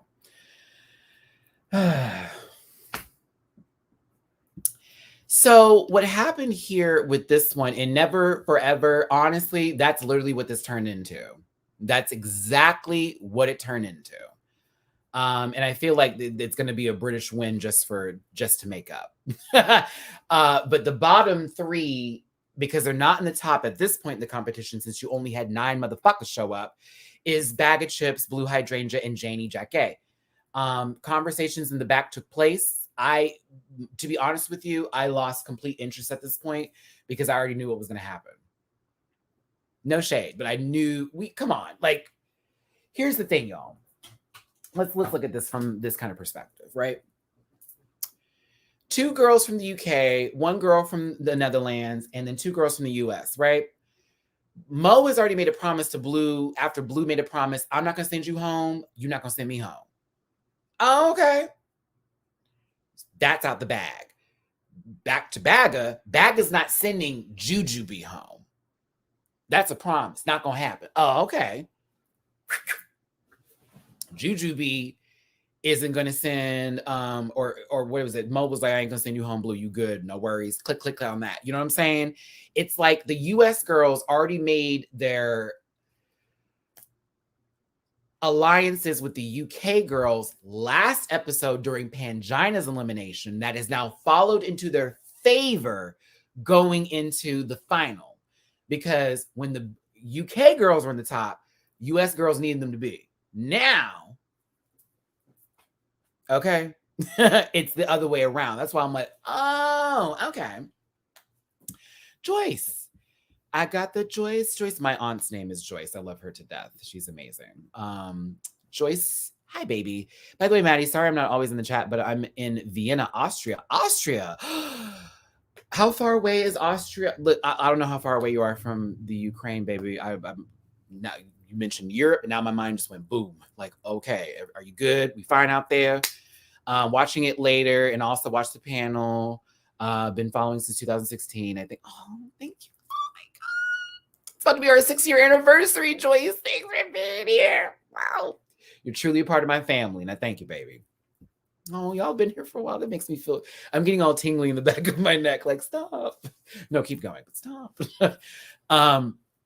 Yeah, it was kind of a setup for me, in my opinion. I was like, Janey going that would make the most sense only because it's UK versus US.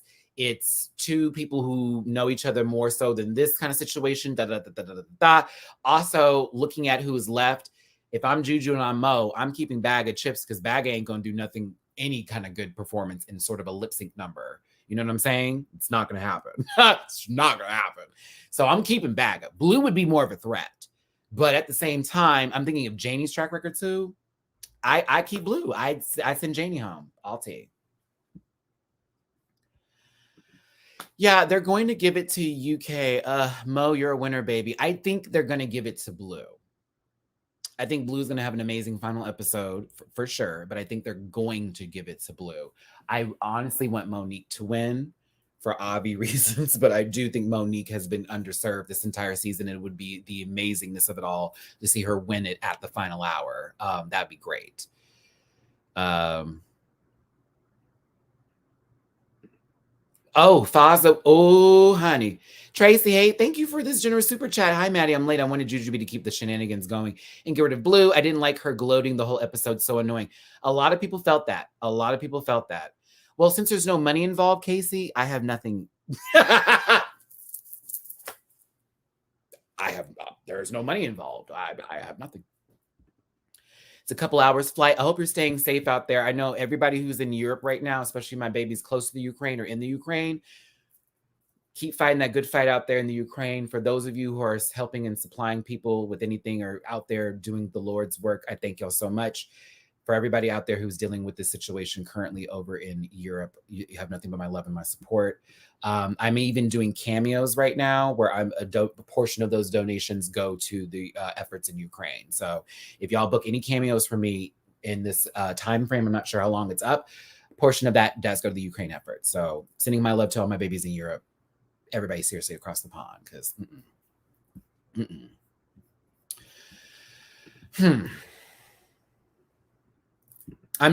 I'm disgusted watching the news every day, but unfortunately, when I get off here with y'all, if I'm not watching a show that I'm reviewing or I'm like looking at just to invest my time into, I literally keep the news up all day because I know a lot of my fans are out there, and not even my fans, fuck that word. My family is out there. My family. I'm nervous and I don't like that, and I get that bothers me that something that belongs to you is trying to be taken away from you, and you've done everything. That country has done a lot to make that their own place. Okay. And also to my Muslim brothers and sisters, my Black Africans who are out there in the Ukraine right now dealing with that bullshit at the borders. I am so sorry. They are treating you completely fucked up today. I'm so sorry. And all them other days, but honey, when I say my prayers are deep, and I hope y'all get out of that country, or whatever is to happen happens. But seriously, as well, right there, brother. Okay, my bad. Sorry.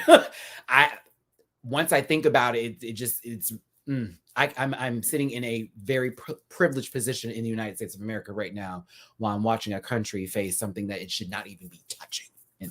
We'll talk about it after this review. My bad, y'all. This was a funny moment. Coronation Street. I'm familiar with the show. So I was like, yes. So I was familiar with it. I was kind of like, oh, I know exactly what they're talking about. Shout out to Facebook.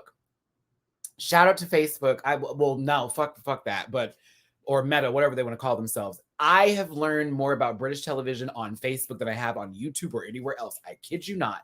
For some reason, I don't know who I'm following or where I got in the little Facebook, algorithm.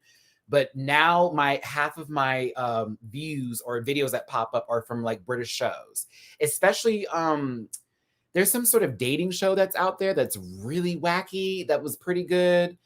I learned a lot about Cockney accents and Welsh people that live in like the Welsh. I don't know. I was just listening to everything like Welsh. This is what they were talking about, like Welsh posh life and all that kind of stuff.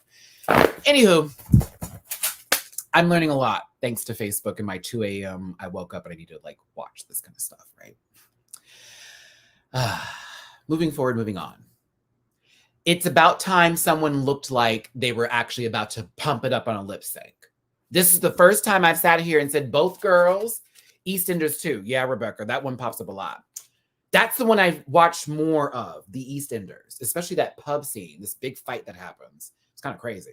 All that lady's business got exposed. I was like, oh, honey. Okay. Monique looks fucking great. Jujubee looks fucking great. They look like they were about to fight. But then we got the song. I have to give Facebook some time for this too, because the only reason I knew this song is because of Facebook. It was one of those random videos that popped up at 3 o'clock in the morning, and I lived for it. This lady was coming out of a giant, was it a pink elephant or a pink head? It was like this giant head, and she's coming out of it, and she's driving this random car. It's actually Netta. There we go. Thank you, Lady Snubble. I like the song. It's a bop.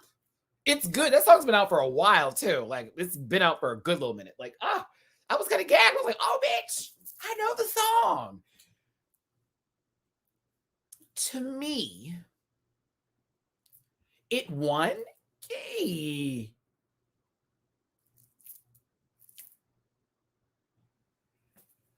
Gag. I didn't even know it was a uterus. I didn't even know. And I was like, I lived for the song. I was like, oh, this is a great song. I think for me, they both won it in two different ways. I think Jujubee was focused more so on the nuances and the little pieces of comedy she can find in the song more than Mo was. Okay. I think Mo was dancing to the song appropriately. It was like, okay, she's cutting up over here. I think her face didn't fit the mold of what the song was giving, in my opinion. I thought she was giving a little too rah. So I think Mo was serving the moves. Juju was serving the face. I think Rue was won by the face. It was right when we got to this part here with Jujubee that I knew she won it. I was like, damn. They kept on showing to see how the faces are going. Once we got here with this, I was like, oh, that's a wrap. Once you get RuPaul giggling, you know you won the goddamn show. So it was like, okay. But again, Jujubee looked good. Monique looked good. I couldn't have been happier.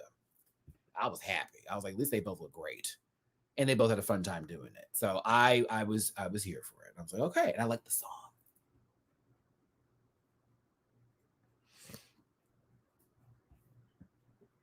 Ooh, hold on, y'all. Let's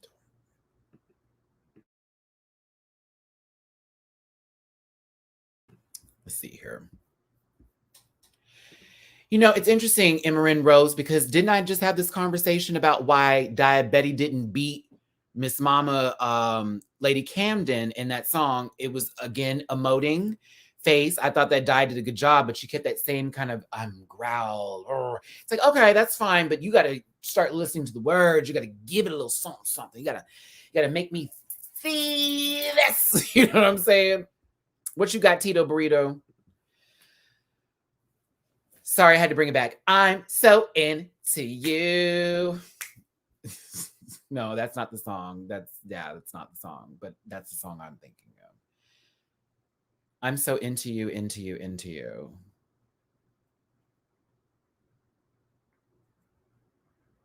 Oh, I got it. Don't worry, y'all. I just picked it up. Hold on. I'm so into you. I can barely breathe. And all I wanna do is to fall deep. Now, baby, look what you started. It's temperatures rising in here. No, Tito, you should have done this part. Now, baby, come light me up. Because it was like, light what up? Stop.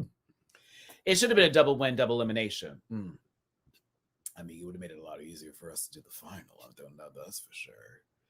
Very bad. My bad. Cause I'm so into you, into you, into you.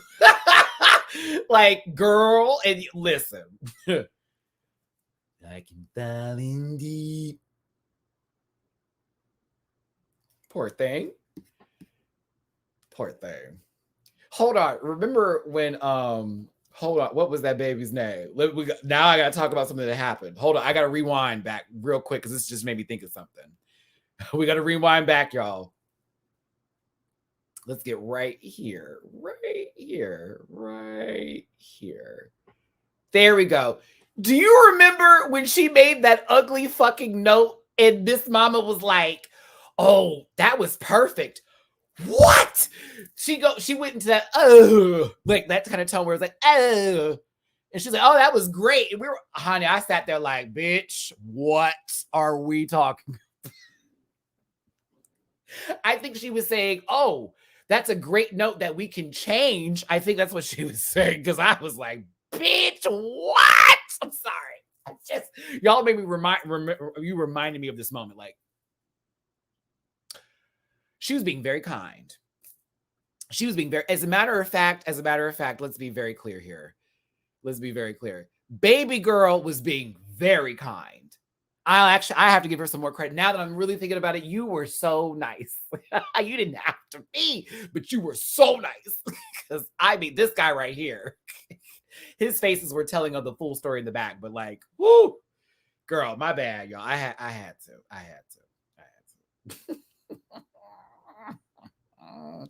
I mean, that's how we got the ruse parts too, huh? The ugly. It was terrible. The note was terrible. Y'all, 500 plus of you are still in this room. Thank you so much for being here. Do me a favor, hit that like button, share, and subscribe. Drop a little tip in my jar if you feel like it, but a thumbs up is just necessary. Not Hopper telling me they have flights for $33.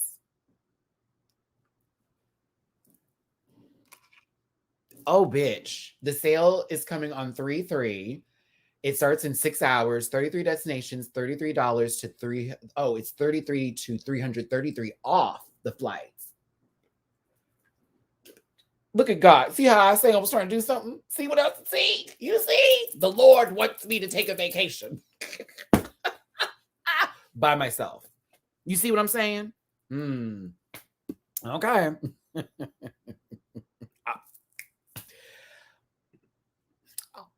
Anywho, Juju and Mo did what they needed to do.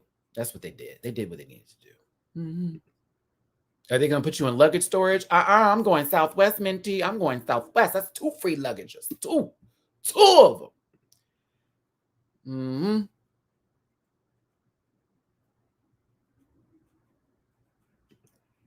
Now, when Jujubee won, okay. Did y'all catch the whole, because it's like, oh no. Yep, you gotta make a decision. It was like, yeah, there's no money. This ain't All-Star 6, girl. You ain't getting a tip. Oh yeah. The only world where Jujubee won that lipstick, Aaron, hi, my friend in Vegas. I'll actually be seeing you very soon. I'm going to be going to Vegas next month. Yes, I have to go there to pick up some things. She won from here. She didn't win from the body because she was walking and doing that. She won from the facial expressions in the comedy. That was the only part where she won, in my opinion. I thought Mo danced down, but Mo's face was a little, it was a little that. It was, it's just a little, a little one of these, just a little scary. So yeah, it was that. Because now she knows. Oh shit! I should have picked a different lipstick. I didn't think I was gonna win. I bet you money. I bet you fucking money.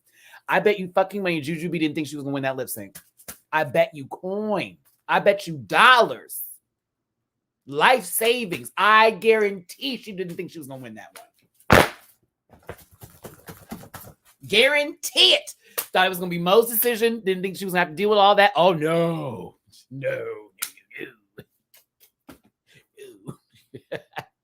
She's like, fuck. I'm the nice one. I'm the team dream. I killed Liz. I killed the team dream. Deal with it. If you know where that reference is from, you are truly one of my people. I killed Liz. I killed the team dream. Deal with it.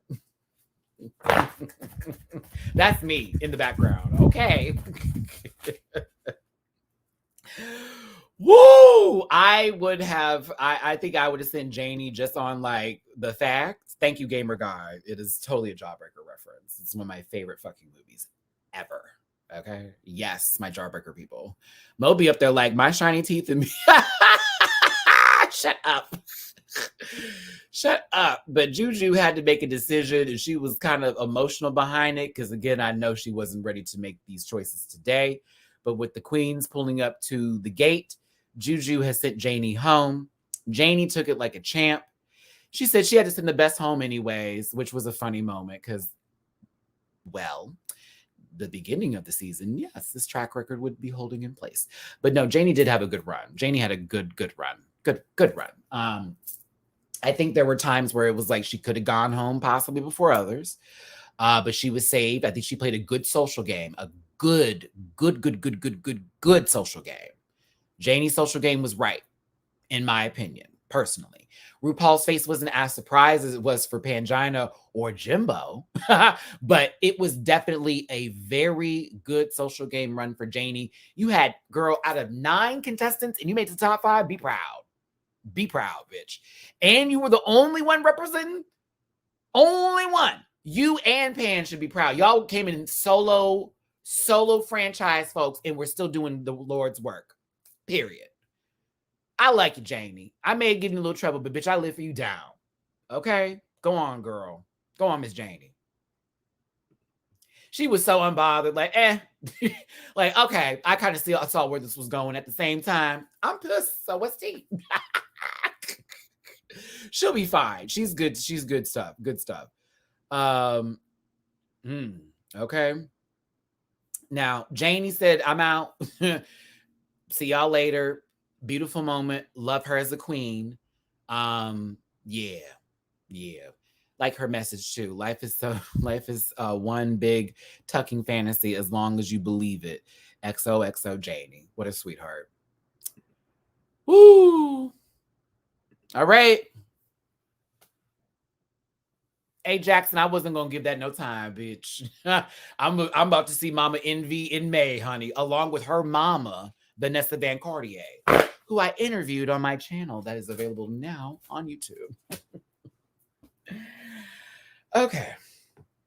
I can smell my neighbor's food being cooked, so that just means that it's time to wrap this up before I have to smell some sort of hamburger helper seep into my nose, okay? Our top 4 final picture. Bag of chips. Blue hydrangea representing the United Kingdom. From the Americas of the North variety, Jujubee and Mo Hart. Who would you like to win? Who would you like to win? I'd love to hear from all of you. Who would you like to win? I'll start highlighting all these comments too. If you're at this portion of the review at this hour and 54 minute mark, and you got to this level, you can leave now because we're probably going to just talk about this stuff. If you don't want to sit here and just chill with me. If you want to chill with me and talk for a little while, like a little 30, 45 minute, stay long. We'll talk. I'll give y'all up to date. Ask me anything you want to ask. Let's play some games. Ninetail. Hey, Phoenix. Matty, you mentioned on Deja's outfit last week reminded you more of Team Rocket. And now I wonder, why has no one done Team Rocket for the makeover challenge? I don't know either. And you know they could do those gray Team Rocket suits versus the white ones because white doesn't always look good. Oh, bitch. Someone could be Giovanni, for fuck's sake. Real talk. Hold on, we're going to highlight these. Our bottom 3, shut up. Blue and Mo deserve it more. Okay. Our top 4, I guess. Mo is the only one. Hey, John. Know you're a new subscriber. Always glad to see you. in the tongue. I don't know what. Team Mo, but if not, then Jujubee because I like the chaos. If Jujubee won, man, now that's gonna be like the it all be all of it all. If Juju wins this, where do we go? Where do we go? Where do we go? The moment Baga was announced to be in the competition, I knew they were gonna push her hard. And yep, Blue or Mo all day. Okay, Blue or Mo. Mo money, Mo money, Mo money. Blue. Minerva. I'll see my friends though. Mo and Juju. Okay, Team Mo. Okay, Mo. Okay, Mo. Duh. Mo. Okay, Mo or Blue. Mo. Mo or Blue. UK versus the world versus what with what's left. Hey, Junified. Blue or Mo. It's the Mo. Just give it to Juju already, so all she has left to do is the all-winner season. Girl, there may not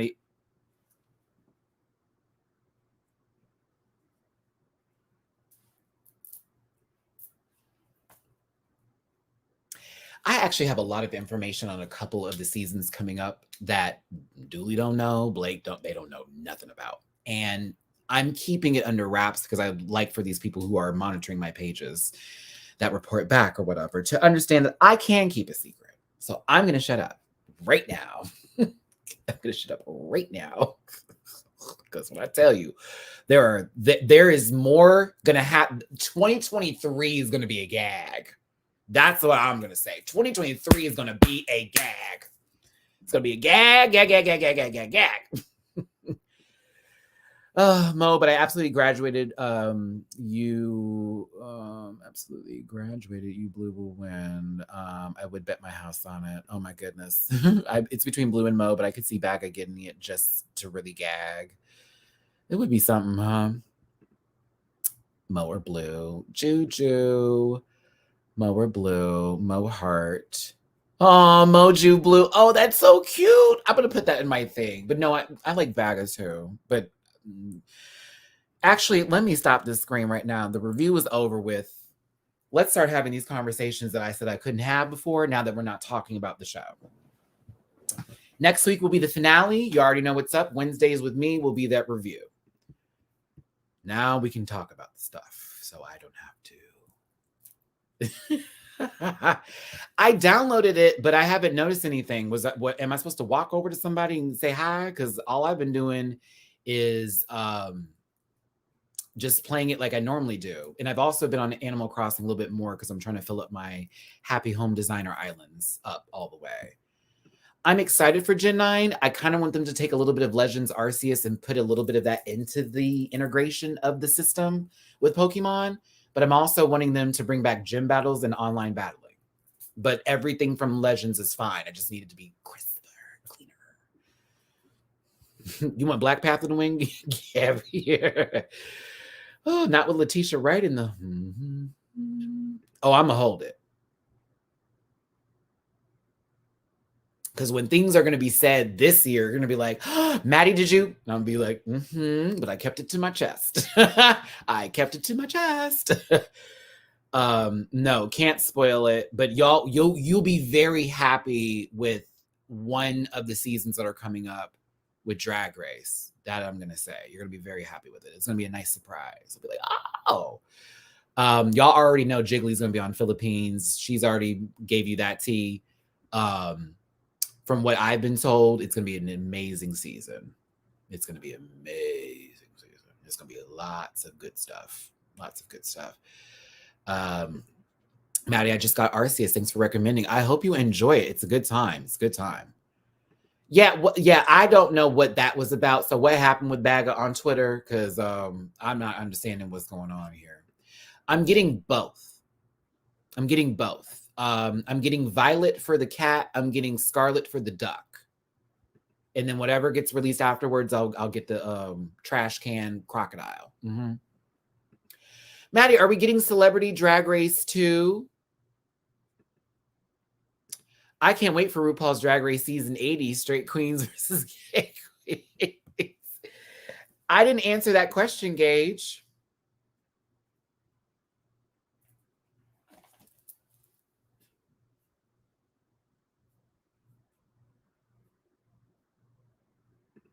Oh, for one, I ain't flying Spirit. I'm not flying Frontier, and I'm not gonna. It's Spirit, Frontier, and who else?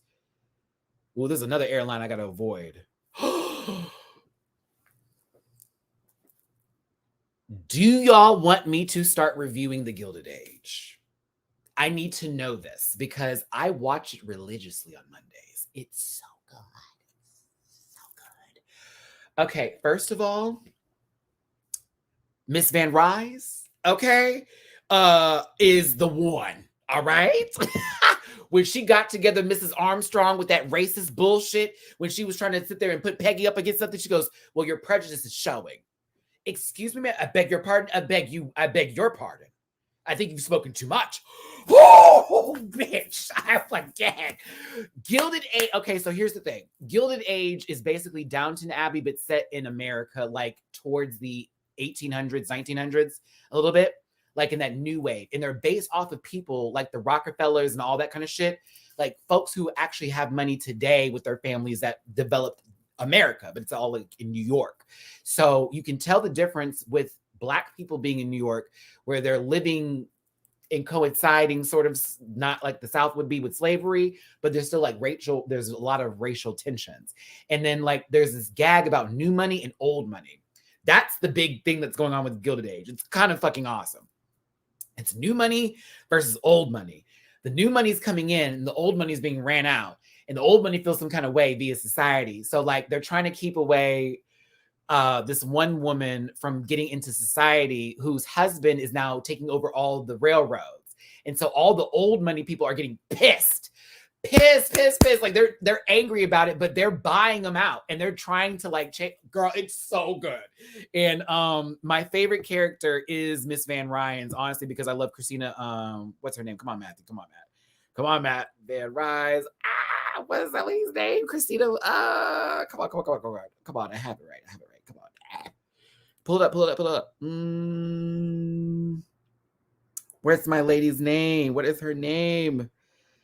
Oh, Christine Baranski. There we go. Christine Baranski. I love her so much as an actress. So I was very, very into the show already from her being casted for that role. But oh, come on, Matt. Get these names together. Hold on. Let me just pull it up real quick because I already have it here, because there's a lot of people to remember with The Gilded Age, but if you start from episode 1, I promise you, you're in for a ride. You're in for a good ride. It's really good. It's great drama, high key shade. It's high shade. It's so shady. It's so good.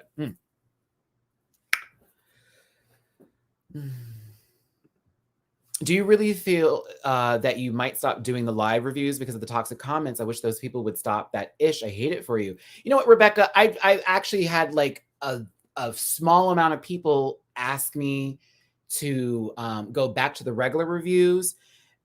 To be honest with you, YouTube is actually treating me a lot better doing the lives. I'm be real with you.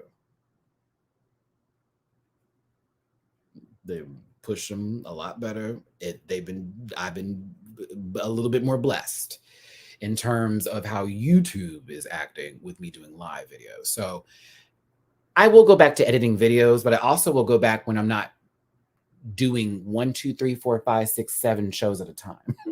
And also a lot of stuff in the background too. You know what I'm saying? So my edited reviews were great, and I love the edited ones down. However, it seems that they like me being up here doing it this way, preferably, and it's been better for me. So what I probably will end up doing is, if I do specific shows, not like Drag Race, but like say something else like The Gilded Age or something else like that, I will bring in other reviews that are already pre-recorded and edited, and then I'll still have my live ones that I do at the same time. So there'll be several different ones that I'd end up doing. Kimmy's terrified. Listen, I listen to people's requests or suggestions or things that they feel like, are important. You know what I'm saying? But at the same time, I got to go off of what I enjoy, what I feel comfortable doing, and what I think the audience is sort of responding well to. You know what I'm saying? So that's why I do the lives. Also, I didn't edit anything I had to say. I took my L's. When I was wrong, I was wrong. When I was right, I was right. You catch it on the live that way. See, this ain't Foodie Booty and Chantel's mess. I'm not out there filing police reports, then still going over to some man's house. If y'all are not into that drama, oh my God, this lady is, I feel so bad for her because she just set herself up to lose a whole fucking court case. All the evidence is online right now. Yes, this idiot went and filed a police report, and she even admitted it. There's a whole video coming out. There's a whole video out now where she admits to filing the police report just to get in his house because she thought that if he went to the police, that the girl who was in the house with him would have left. I kid you not. And she came over there. No, this is Foodie Booty. This is Chantel. And like, girl, it's a gag. I'm just gagged because I'm like, Chantel, you're not dumb. Why would you do this? And then she calls it love, and it's so confusing. This lady shaved off all her hair. I'm so lost with her. But at the same time, I'm like, wow. You filed a police report, said this man abused you. They were going to put they can't see each other. Police told them not to see each other. She drives in Canada, mind you, miles to go see this man, thinking that the woman who was a follower of hers that ended up in his house. Yes, queen. Like, this is a lot. God, I'm sorry. So if y'all want to get into some drama, where's my shared screen? Let me pull up another tab. Oh, bitch. See, now I'm going to show you where to go. Matthew's going to show you what I be looking at when I'm not like on here. Hold on. Let me get my shared screen back up. I'm about to show you the channel that I be watching when I'm not with y'all sometimes. Tab in a new window. Yes. Okay, let's go to YouTube. Hold on. Let me put my shared screen up because honey,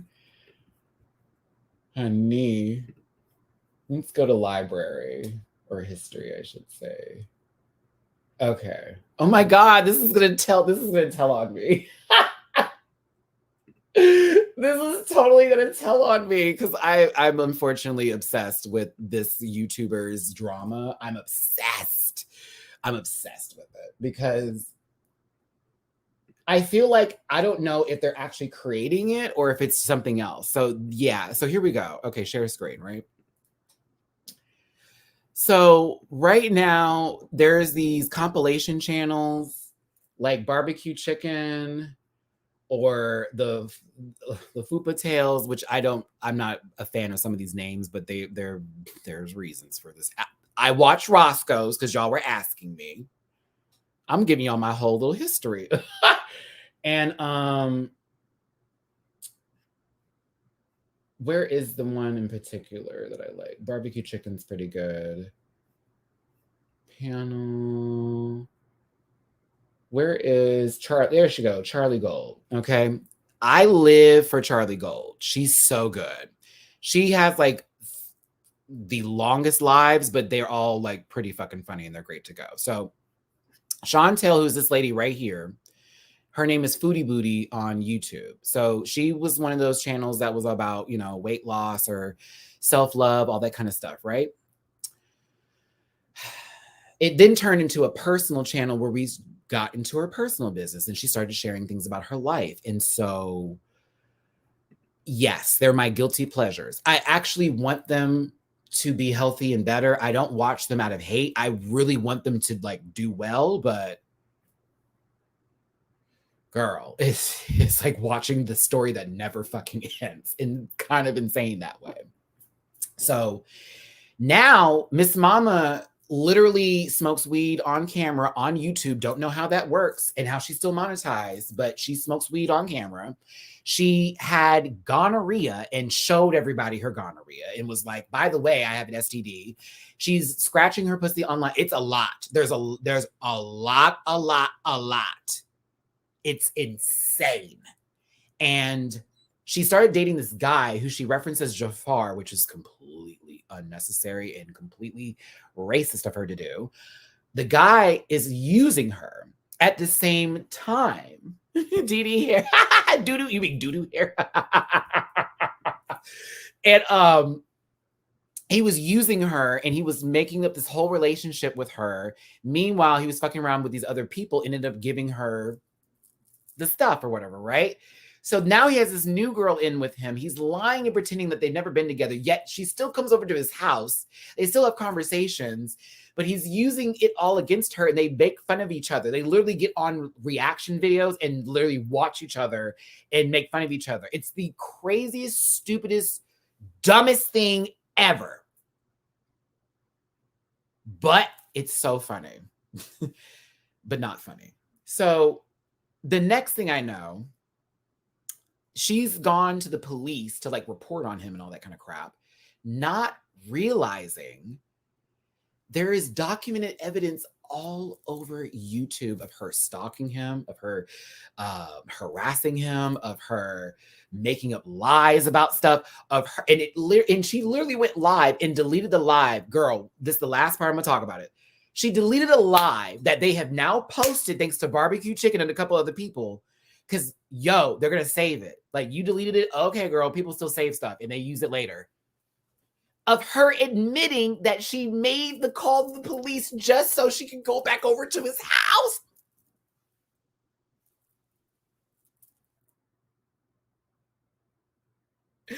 I wish it wasn't real. Hans, I wish it wasn't. It is. Here's my problem. If I just sat through all of that, remember when the police came over though, Hans, like the police came the first time because he was holding her CPAP machine, which I don't know why you would leave your CPAP machine at someone's house if you need to breathe. But she was known for leaving things at the house so she could come back. Do y'all know people like that in life that do things just so they can come back into your life? Like imagine someone purposely leaving something at your house just to find a way back into your house. That's scary. That's what I'm saying, Rebecca. Like, I'm like, honey, you might delete your whole channel because all they have to do is pull up all these lives. And her whole thing was, well, they're not going to go through 3 hours of my live video. Yes, they will. If the defense attorney wants to for Natter, oh, bitch, they're going to go through all of it. All of it. So, yeah, I'm watching her drama. I don't even watch her channel. No shade. I literally watch compilation channels because it's so funny how everybody breaks it down. And then for Amberlynn Reed, I did the same thing, but she's boring right now. She decided she wanted a black girlfriend, even though she had made some questionable remarks in the past that possibly would put her in the form of being a racist or a bigot at least. But she now has a black girlfriend, and all of a sudden she's hanging up black artwork in her bathroom. I can't do it. Can't do it. So she's a little bit boring right now and not as interesting. And then she went on this whole, I'm about to lose weight. And then now she's not losing weight anymore. She's just binge eating. So I can't do her. I can't. Smoky Glow. What is that? I'm kind of weird when it comes to YouTubers and stuff. I have to like really get into it. No, I don't know who Smoky Glow is. I don't know who that is. She gives me somebody I would watch though. I just looked them up. Yeah. I can't talk about him. As y'all remember, I did a whole video on him, and YouTube or whoever was flagging that video tried to make it seem like I was making threats, and I wasn't. Nicolasa Advocate? Let me see. No. What's that one boy who has a really deep voice but is very young, he makes really good videos. I enjoy his work. No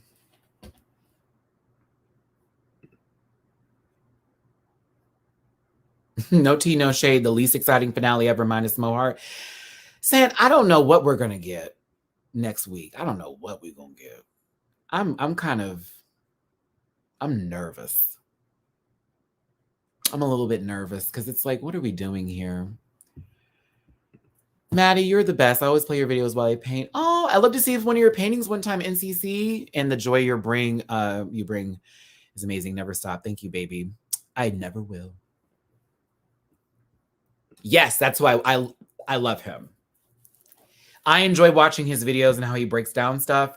It makes me feel also very, I'm like damn near in my 40s, and I'm listening to this young man like break it down. I'm like, girl. He doesn't post as much as he used to. But like, he was fabulous and he was really good at breaking them down. I don't watch Nikocado Avocado. I have seen compilation videos about him. I'm embarrassed for him. I am embarrassed for him. I am embarrassed. That's the epitome of somebody who's doing videos just for the sake of doing them. And now he knows that he can't stop doing them, and the drama he's created, it has to continue. So I don't accept his videos or what he does anymore. And I also, what's what I'm looking for? Yeah, it's embarrassing. Once I saw the OnlyFans video, I saw that burnt booty hole. Oh, honey. Oh, honey. Thanks, Rebecca. Girls. Yeah, you just missed it. We finished talking about Drag Race UK versus the world around the hour and 54-minute mark. So currently it's been about 20 plus something minutes now of me talking, and I'm about to wrap this up in about,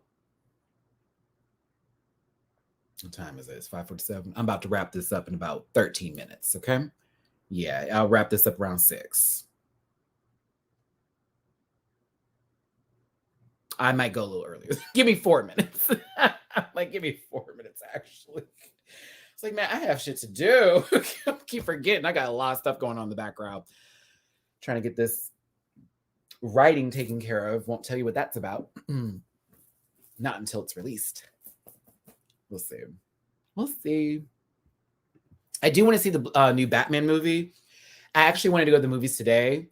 I tried to ask someone on a date, but I was rejected. I thought I was smooth with it too, y'all. I was like, have you seen the new Batman? Are you interested in that? They were like, oh, I'm not really into superhero movies. I was like, oh, I was going to ask you. And then it turned into, well, actually, I have a lot going on in my life right now. It's just like, okay. Thank you.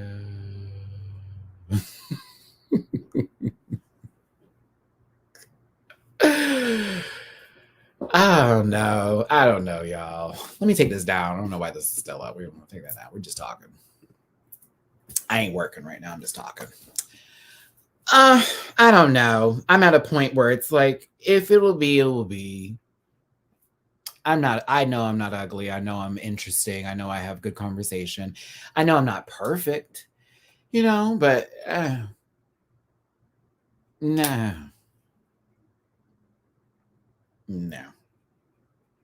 But I get it. I get it. But, I don't know. I mean, okay, so for me, like, hi, my name is Matthew. Like, if I were to introduce myself in the dating scene or whatever. The majority of my life, I have lived selfishly in terms of relationships. And I thought I knew what I wanted, but never fully quite. And what I would do is I would have the ideas together about dating, but I would never have what the actual intake of the emotional aspect of it was. And so now it's like, I get it. But now it's like, oh. Like, I'm 30 now in my prime, in my 35. I literally was just having a conversation with another guy who was like in his 39s or whatever. He's not looking at me in my age group anymore. He's looking at somebody younger in his 20s. And it's like, you know what I mean? Like, okay, so now have I hit a bracket to where I'm no longer like viable, or is this just the people who I'm surrounded by who are only dealing with what they find to be easiest to work with? So I'm choosing to look at it that way. Like, I'm around folks that only want what they're used to. They don't want to change anything about where they're going or what is in their life, and they're not focused on the big picture. If they were, then these conversations would be had more often. So change up the scenery. And so for me, that's why I've kept myself off of like dating apps like Jacked and dating apps like, such and such, all that kind of stuff. Like, I'm not on there. Like Hinge, yes, I have a Hinge because that one's a little bit more personal. You can leave detailed questions, all that kind of stuff, everything else like that. So yeah. Then I'm on Facebook dating because that's attached to your Facebook account. So I know you had to have at least made a Facebook account. But I'm not on Grindr, I'm not on Jack'd, I'm not on Tinder, I'm not on anything else. I'm not on Scrap, I'm not on any of those things. If you ever saw my face, report it. I'm not on any of those things, okay? At all. Not on them. Because I would like to actually establish a conversation with somebody, but people just want to fuck. Everyone just wants to fuck. It's like that's easy. I'm good at that. Like I'm real honey. Honey. Do you need me to be soft or hard? Like what are you talking about here? Like that's easy, but it's like establishing some kind of relationship. Like, girl. I do have TikTok. So it's a little difficult for me right now in my mind, but I'm also in a place where it doesn't negatively affect me like it used to, thinking that I'm not desirable. Like I know I'm desirable. It's just I'm not dealing with the right kind of folks. I'm not surrounding myself around people who can take me for what I am and like give me the light that I deserve. You know what I'm saying? I'm around folks that are still focused on how they look towards other people, whether they're presenting as masculine or feminine. I'm still around these kind of folks, especially out here in Houston. Like I literally see this guy all the time, always posting about, I'm so sad, I'm not in a relationship. And literally everybody likes him, including myself. But he's so focused on the kind of guy and the physical and the masculine, this, that, and the other, that it's like, well, I guess you will be alone forever because you're stuck in your ways. And it's interesting. So some people want that. If they can't get it all there and they can't deal with somebody who is not perfect, then they'll just be fine being happy. And that's okay. But I personally, I'm at the point where I would like to start like really, get there. Like I'm at the point where I'm like, honey, the credit's going up. I've been pulling my shit together. I'd like to find a house soon. You know what I mean? And I'd like to be married. I'd like to have that. I'd like to have someone wipe my ass when I get sick and or can't handle myself. I'd be the same for somebody. That's where my mind is going. It's thinking of that level, but I also don't want to put that pressure on someone. So I am taking my time. It's weird. I don't know. So as far as dating is concerned, I'm open to it. I'm available and I can. I need to establish some conversation. I need to make sure that you're going to like me. Ooh, one more time. I need to make sure you're going to like me. Just like how you would want to feel, all of you. Like you want that person to actually love you and like you. You don't want to be around somebody who doesn't give you time, who's only attracted to you physically. Like, beat junkie. At this point,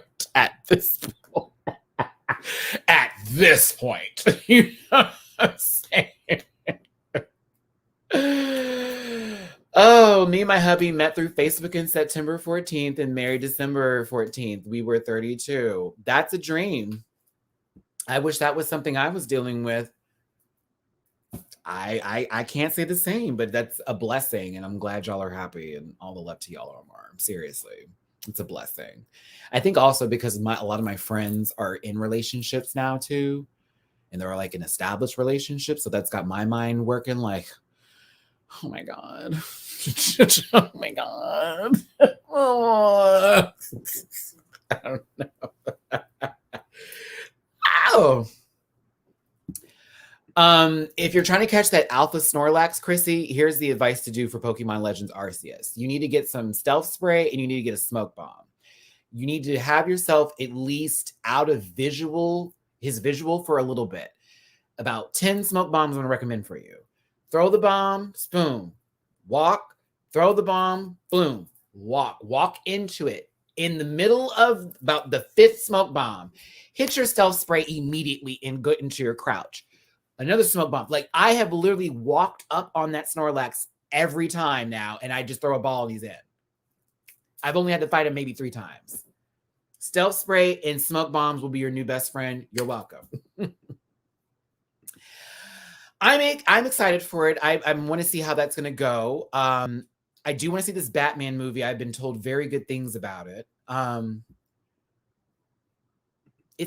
That was what I think one of my issues with the last relationship I dealt with was the friends were a little too in the mix of what was going on. And I wish the person who I was with actually had a bigger backbone for them, but he was also a little too weak in terms of where he was going. And when I suggested I'd help out and this, that, and the other, it was more so he just didn't want to deal with it anymore and made it about one thing when in reality, it really wasn't that. Let's see here. But yeah, I've also been finding myself to not want to date somebody popular because of that reason, because I don't want everybody to be involved in us getting to know each other. Like if I'm going to start a relationship with somebody, bye never forever. But seriously, I really just, I don't want, if you're popular, I'm nervous because that means that you're going to have me up and everybody's going to be up in my business. And I don't like that. If I'm dating you, it's not going to be on here every day unless you like, hey, bitch, I want to be in the video. Okay, that's fine. Even then, I'm still going to be like, no. But for me, I need someone who I'm not going to have to worry about me having to talk to 25,000 people.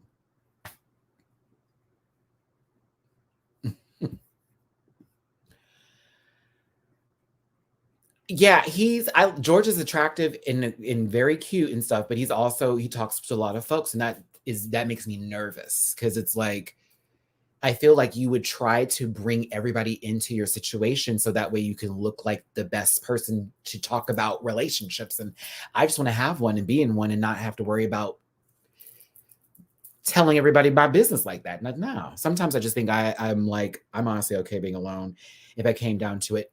Funny, Gage, I was talking to a counselor about this, not my counselor, but a friend of mine we have a friend who is a counselor, a degreed counselor, you know what I'm saying? And he was having an explanation about, I'm not C. Diggy's type, so no, I'm not his type. So the counselor was saying to me, he was like, I think it's sad that this new generation, the millennials or whatever, are in this place of, I'm okay being alone. And that's just because they've been sort of conditioned into thinking that that's all it is. We just can be alone and that's that. And I was like, well, no, we need to learn how to be alone by ourselves and accept that. But I don't think that negates away from somebody still wanting to be in a relationship. And so he was explaining to me, he's like, Matt, I agree, but to an extent, you should know how to be alone, but you shouldn't just want to be alone. And I said, that just, it feels very social on that topic because, we do need to involve ourselves in human interaction until the world turns into Wall-E world, basically. But it was interesting hearing that. He was like, because I told him how I was feeling, and he was like, I think you should still keep going. And you're a handsome guy. I don't see why you're with nobody now. But at the same time, it may be what you're looking for and where you're looking for it. So I was suggested I need to go out more often, but I don't like going to the gay clubs and bars like that because it's always messy. It's normally messy. Are you quite shy offline? Yes and no. If I feel comfortable in my environment, I can sometimes be a little bit more of a volume of 7. But for the most part, if you ever saw me and there's nobody around me, yes, extremely. Extremely shy, a little bit awkward, in my own little world sort of bit, a little bit. Yeah. So yeah. Yeah. Yeah.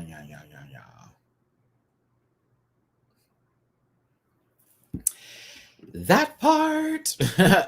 I've been alone for a good little 2 years now. I'm fine. And at this point, it's like, you know what I'm saying? But, but yeah, I have this thing this is personal, but I got picked on and teased so much that sometimes that stuff still sits in my register. And so I don't like being out in places where I feel uncomfortable around people that would bring me some kind of mess because, I talk, my mouth is slick and my hands are sharp. So it's like, I don't know what to tell you, but I do have to put on a voice sometimes when I'm talking through for my food or asking questions to strangers because I don't want them to judge me by my voice because that's what they've always done the moment I say something.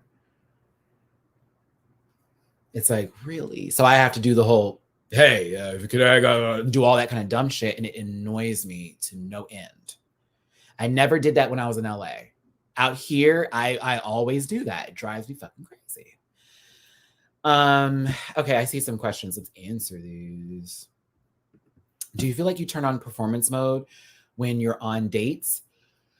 Depending on the date, and that's only if I never got a chance to like speak to them initially, like we just met for the first time. That's when it feels like I'm turning on something. But if we talked on the phone and I feel like they still called me back, because that's my test. If you talk to me on the phone and you're like still interested, okay, we're good. But if you don't text me or call me back, I know what's up.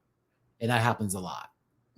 I had one guy block me after he said I was too feminine for him. And he's like, I'm a verse top, so sometimes I'm gonna want to flip. So I don't think this is gonna work.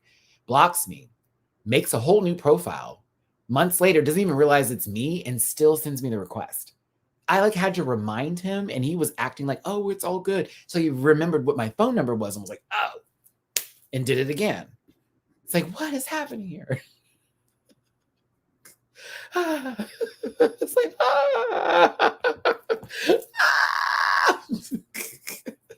So that's why sometimes if y'all ever saw me like out and about and you may be like, ooh, Matt looks like he has a bad attitude or he's like uncomfortable. No, walk up to me and say hi. Like, let me know who you are. I will immediately change. Not even me performing. It's like, oh, a familiar person. Like, that's me. Like, oh my God. You know what I mean? But outside of that, like even with people now, my neighbors and stuff like that, they don't even realize I'm not trying to be nasty, rude, or whatever. I don't like to be judged instantly, just like I don't judge other people off the rip. I don't do the same with others, but I feel like for me, it's always this extra personified thing and it really fucks with me. So yeah, but it just happens too much for me. And it's like, I hate when it happens and none of my friends saw it or no one caught it. So then it makes me feel like I'm making it all up. Then you find out, oh no, it is true. Or having your friends lie to you. Like, yeah, we saw it, but we didn't want to say anything because we know how you are. And it's like, oh, that kind of bit. So what's crazy is Soulful Dog. Mimi was talking to me about this today. Like, I had to use my roommate's car to go get water and his tire pressure light was off. I literally took the car to go get the tires looked at today. And his tires are now all even. I figured out what the issue was and I fixed the PSI radar on his car. That's working on a vehicle. Is that automatically like masculine now to where you can date me? Do you understand what I'm saying? I can change my own tires. I can change my own oil. I can lift that bitch up if I need to. You know what I'm saying? I played sports. I do all of these things and it still wouldn't matter. It doesn't matter.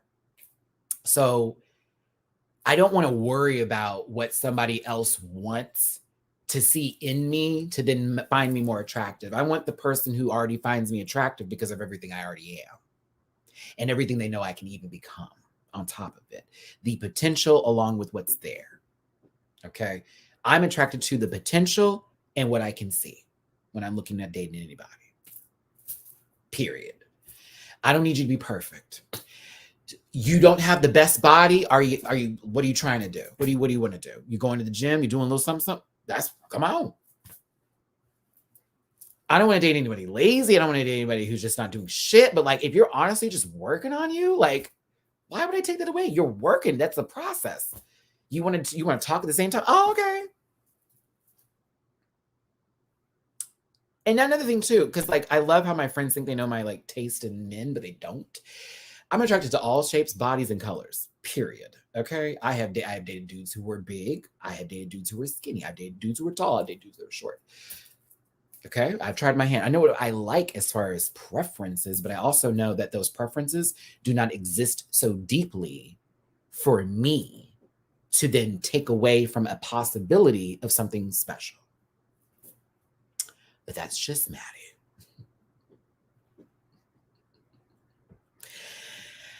Okay, I think I'm about to call this a wrap here today because I'm just rambling at this point in time right now. But you know,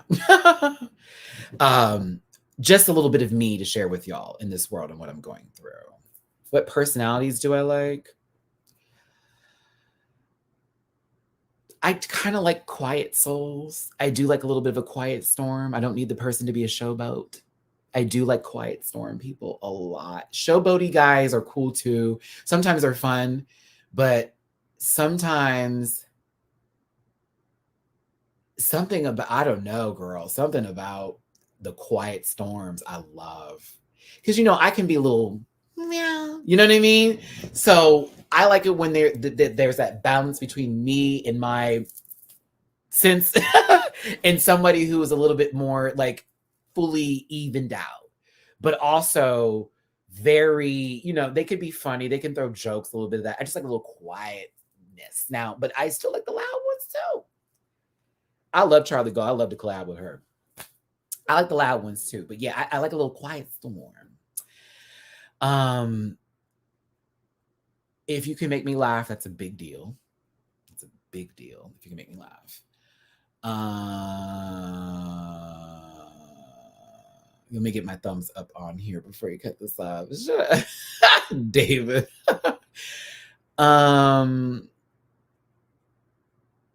I mean, like I said, I was an athlete before, but again, if you're trying to do something, I find that to be like very, I like that a lot. Like when I see somebody have sort of a routine. Gabby, shut the fuck up, Eureka Libra. But like a positive one, not like one of those crazy ones. Yeah. Like again, I have attraction to bodybuilding and muscle and all that kind of stuff with sports, but I also have an attraction to like confidence and presence. And I don't want someone who's literally lazy, sitting on the couch and not doing shit all day. Like you need to be wanting to do something, but yeah, like somebody like say for instance, the guy's got some weight on him or whatever, but he goes to the gym. We dating, bitch. I don't care if he whatever, girl. We going to the gym. We're going together. I need to go to the gym. You know what I'm saying? Like I want someone that can inspire me and I can inspire them. I want us to inspire each other. Oh, you know what's funny, Gabby? I have dated nothing but Aquariuses. Like as a matter of fact, the longest relationship I ever had was with an Aquarius. True story. 3 years I was with that man. A lot of them. I don't even, what brand is this? It's a little cheap brand, babe. I got these for free. I only paid for the lenses, honey. These are parades. Yeah, this is a little cheap glasses. Little cheaps. I wanted a little black band with a little clear top. You remember my other glasses I had? Yeah. Mm-hmm. For real. Your boyfriend's a Libra? See. I need a fire sign for my air sign. Is that what you're saying, Brent? Like, I don't know. It'd be nice. I am honestly, it's just, I know it's weird. I hate that I'm talking about this with y'all, but I also want to be honest about how I feel, because why not? When you share these things, you never know who somebody else is going through the same stuff. And at the same time, you can share things with me to help me out. I just, yeah, like it like I said, I would like to build something with somebody, and that would be my next kind of relationship. I don't want to jump into anything that's just temporary at this point in time. Right now, it's okay. If we're going to date, we're going to date. How long do you want to date for? Let's just date. Let's just keep it going. Let's make it exclusive. Go from there. My ring finger size is an 8. My ring finger size is an 8. So there you go. Do we need a one floor house or 2-story? Let me know. No, I don't only date Aquariuses. I've just always ended up dating an Aquarius. I've had an Aquarius. I've had, hold on. Well, not me just going down the zodiac sign. Let me just go through like full-fledged. Okay. The Aries I dated, we were good. We were good. I do get along with Aries, and my sister, who is my bestie, is an Aries. So I do get along with Aries very well, even though y'all are hard-headed as fuck. Taurus is a little bit more hard-headed. However, I've got a couple of Tauruses in my life. Dooley is one of them. My brother, who I cannot stand, is also one of them. But I have that love-hate relationship with Tauruses. Either we're good or we're not. It's really been Aquarius. It's been Gemini. That was no shade to that one. That person, the dude who I dated was a Gemini. He was not. My mom's a Gemini, and she was awesome. He was not an awesome Gemini. He was a very crazy Gemini. I have dated a Leo. I did enjoy that relationship with the. I did enjoy the Leo. I like he took charge. I was here for it. I've also dated Scorpios. It's been Aquarius and Scorpios the most. Yeah, Scorpios and Aquarius is the most. Yeah, it was the one Leo guy. He was cool, but he ended up being a jerk. The Gemini dude was a little cray. He switched up on me too much, and it threw me off. Yeah. I really and maybe I had no. Yeah, because I haven't had that many like full-fledged relationships. You know what I mean? Like where it's like we're living together, all's good, none of that. I have friends who are Cancers. I've never dated a Cancer. One of my besties, Jeff with a G, is a Leo, and he is of the good variety. Leos just don't give a fuck when it comes to like things that don't matter. So if something didn't really matter to him, or like any kind of Leo, it's like, girl, if that don't make no sense, why am I going to waste time on that? So it can come off very insensitive. But I've learned that from my friend, because I'm like, if it matters to him, he will make time for it. If it don't, girl, please. And so I've learned that from him. And I love that about him, because I'm kind of the same way when it comes to things. Like, girl, if I don't want it, I don't want it. And if I don't want it, I'm gonna let you know. I don't want it. Best date I've been on. Oh, we went to this really nice it was Brazilian food, and it wasn't even a steakhouse. It was like this nice little bistro in Houston. He then rented a zip car, because he didn't drive, but he rented a zip car, and we drove around Houston, and he showed me all these places. I live here in the city, and he was still showing me all these places I guess I've never really knew the details on, and it was like this cool tour guide trip.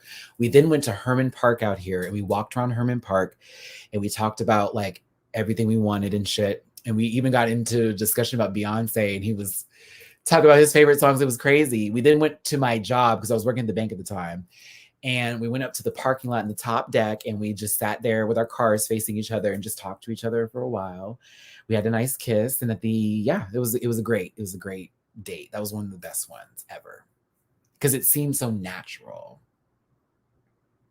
It's so natural. It's such it's like a lovely place I've never eaten at before, where we just experience the food together, whether we like it or not. It's an experience. And then we get to drive around a city that I think I already know, but I don't know. And like I get another tour of it. And then we go to the park, because I love parks. People don't know this, but I love parks. I love things where I can see stuff and view beauty. I'm a Libra. We live and breathe for the aesthetic of things. We live and breathe for walking into nice establishments, or fine dining, or just art museums, or even going to some crazy skate park, because it's new, it's different, it's a scene, it feels like an environment I want to immerse myself in. So taking me to the park, a park I've been to so many times, was great, because we did my route. We walked low-key 2 miles, had a good time. I was full. I was full of knowledge. I thought he was a sweet guy. He was great. We had a great date. Honestly, he wasn't ready to fully get into a full-time relationship. He still is not. He still is not. But I still will hold him down as one of the best dates I've ever had. And he's still a sweet guy. Yeah, he was a sweet guy. And he was not my typical body type either. He was definitely not. He was the height though. That man was 6'10". Child. But that was one of the best dates I've ever been on. It was so sweet. I just loved it. I loved it when it feels not put on. I like it when it just seems like everybody's comfortable and we can just be ourselves. Viva Versace. I would never have Kim's house. I'm so sorry. The minimal thing, not for me. No. That's not for me, honey. My house, it won't be gauche, but like, yeah. It's funny. He was very tall, but not an athlete, which is fun. And he was Black, so he was always mistaken for a basketball player. He's like, child, I work IT. Oh, I love it. I'm trying, Kimmy, but also I've been on a date with the dude who was like 5'6". He was a bodybuilder. Opposite the guy who's 6'10" was very skinny. Bodybuilder was like 5'6", short man. He was one of the suavest people I've ever dated. What I liked about him is that he took me to a spot I was familiar with, but I got to see him command people in not a disrespectful way, but by his presence and the way he talked to folks. He was one of the, it made him so hot. Like, I was like, oh my God. The way he speaks to people, he would speak out of so much respect and he would command his presence. Oh, it was so fat. I was like, oh. No, we dated for like 3 months afterwards and he ended up being some kind of weirdo. But I will tell you, honey, I watched that man work that room. And when we got back to my apartment, gave him what he needed. But yeah, it's things like that that I actually put a lot of weight and accountability, not accountability, just a lot of weight into. Like the idea behind the date versus the date itself, the intentions for what you're about to say versus what is said, the tone being used. Like I'm paying attention to the details of the work. So if we go on a date, yeah, we can go somewhere simple, but that simple also will have some thought to it. Like just me also planning a date too. You know what I mean? Very that. Like I'm paying attention to a lot of stuff, but not so much to where I'm like writing it down. Like, oh my God, you did this wrong. You did that wrong. You did this, you. All that kind of stuff. I just liked how he was talking. It was so cool. Like when he tipped the waiter, oh, that was a flex. Did you put down $300? It was the fact that the waiter and him established a rapport, and then he was asking the waiter, like at one point in time, like, is this all you do for a living?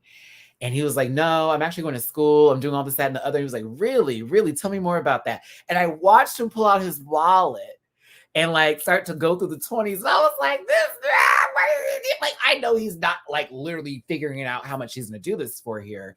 And he wasn't even the guy to have that kind of money. He wasn't like rich or anything. He had a nice car. He had a nice job, but like, I just was so impressed with how he dealt with people. And it was every time we went out. It was never like the one time. It was never a two. No. Every time we went out, I felt like I was royalty. That man pulled my seat out. I'm a grown man. You don't need to pull that out for me. What the fuck? But my pussy was more than that because I'm not like, oh. He was an Aquarius, Gabby. He was an Aquarius. Sure was. I wonder what he's doing now. No, I said I wouldn't go back to my past. I think that's that was one of my new rules I set for myself as a person who is dating now. If it didn't work out before, it wasn't meant to be. I have moved on. I am gone. I'm leaving it at that. Everybody who I've ever dated and the people that come back around, oh, it didn't work that time.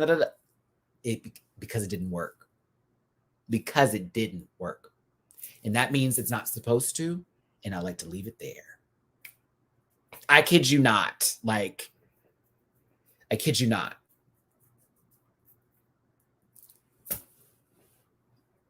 Nope. I can't go back. I've done it before. Don't. I've done it before. Please don't. It's girl. It's going to be the same stuff. It's going to be the same thing. All that. What are your thoughts on being friends with exes? I'm friends with some of my exes, but I'm not friends to the point to where I'm calling them every day. Does that make sense, Terry? Like, if I saw one of my exes now that I'm really cool with, it would be a hi and bypassing moment, maybe a quick conversation, a couple of words on Facebook about a post that was made, but that's it. That's it. If you are like constantly talking to them and there's a thing going on and there's a lot of report, like there's like every other day, yeah, my ex, yeah, or my friend, my friend now, we used to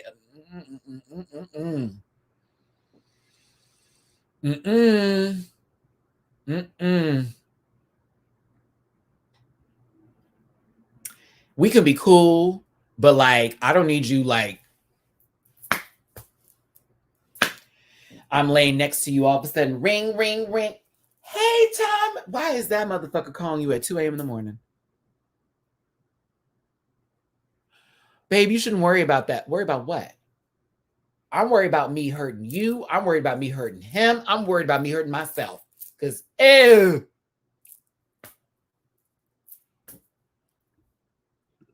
That part. And that's why I had to really get myself into a headspace of going, not I, said the pussycat. Okay? I will say this, Ronnie, if you ever ended up smoking some ganja with me, I become a philosopher and a priest. Or actually, I should say a preacher. I become a preacher and a philosopher. So if you got a problem and you sit next to me and we all like on the little blunt, oh honey, you're gonna get an answer and you will have all your problems solved that day. Okay. Because that is my ass. And my friend had to tell me that the other week. He was like, bitch, I swear you be on it whenever you be a little lit. I'm like, child, because you know that brain opened. And I hear somebody calling. I'm like, oh, here we go. Sure, doll, we can. We'll do a brunch. I always tell people brunch is the best time for me. Catch me with a little breakfast lunch. Yang yang? Okay. Little breakfast lunch. What are your thoughts on same position partners, bottom, top? I happen to know a top couple that are a couple because they like to do other folks together, but they love each other. You know what I'm saying? Bottom couple. I know same thing like that. Try to get random tops pop in on that. Listen,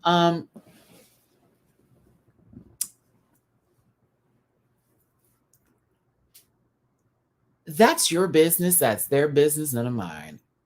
Here's why I say that. I'm out here looking for a relationship right now, but I'm putting a preference that I don't want to be with somebody of the same position as me.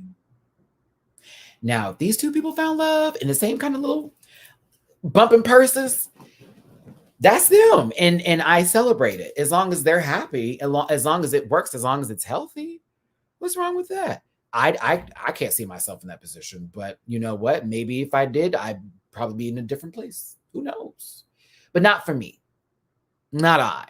I need some. I need this. This needs to get. I need something in here. Okay. I need something to go inside. Okay. I don't want a little tick, a little talk, a little tuckle. Okay. Nothing like that. Nothing like that. Let's see here. I do believe that with everything that's going on right now with medications and treatments, undetectable, this, that, and the other, I don't find it to be a problem to date somebody who is positive. I don't know why that would be an issue. I know people who are have phobias over that or are not educated in the least in reference to people with HIV. But yeah, I would knock that down. I would knock that down.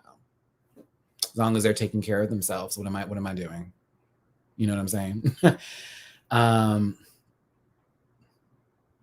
Matty, you have a gift and people love talking to you.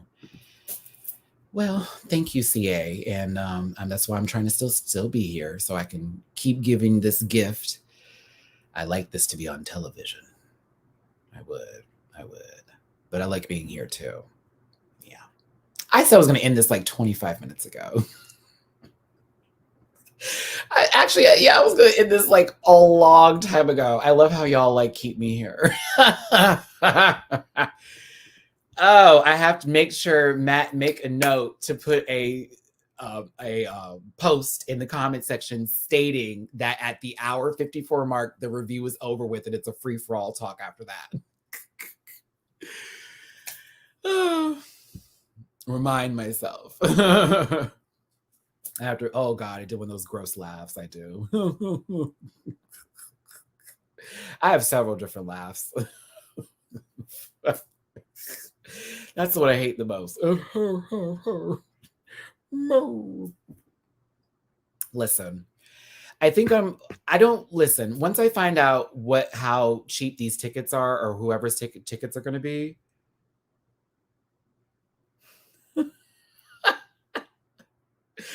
BBJ's accountant on this screenshot. Ah!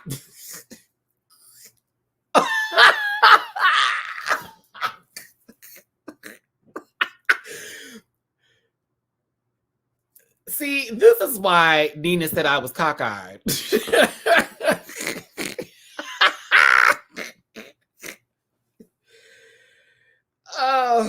Oh dear. Oh dear. Sorry. There was another question. I'm in the mood to talk. I told you I was in a good mood earlier.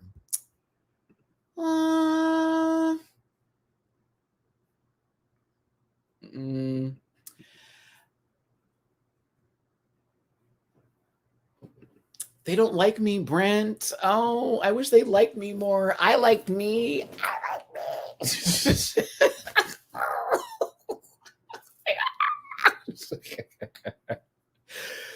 Bitch, here's the thing. I've been waiting to join Monet and Bob for a minute.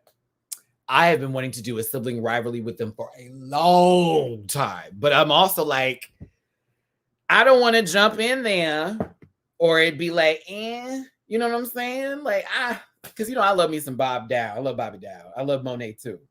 I love them both. So I'm like, I don't know. Oh, honey. Oh, honey, no. Oh, no, baby.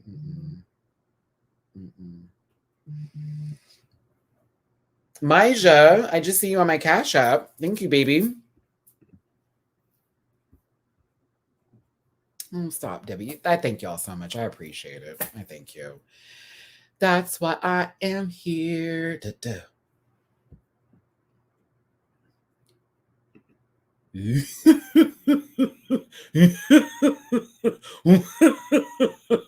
That laugh, Debbie. That Barney laugh. Oh,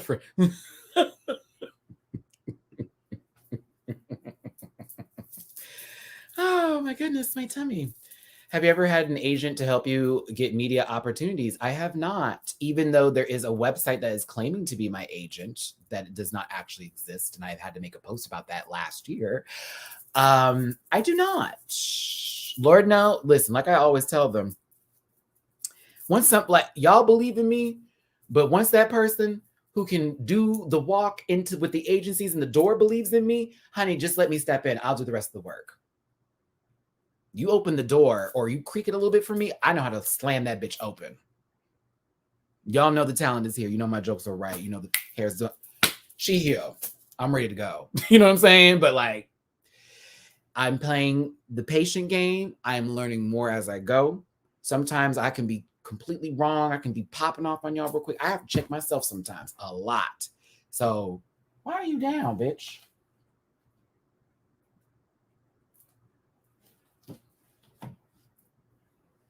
How dare they?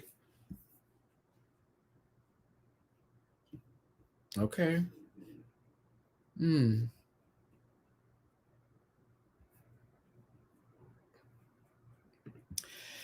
I've been doing it actually for the last, I should tell y'all, like a year.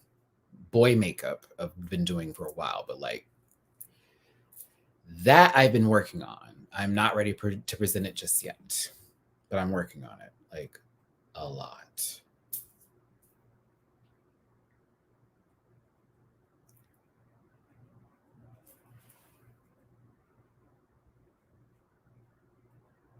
Can I share something with y'all that I just read?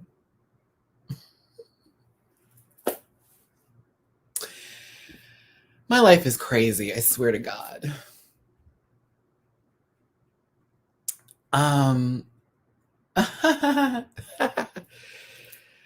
A former coworker of mine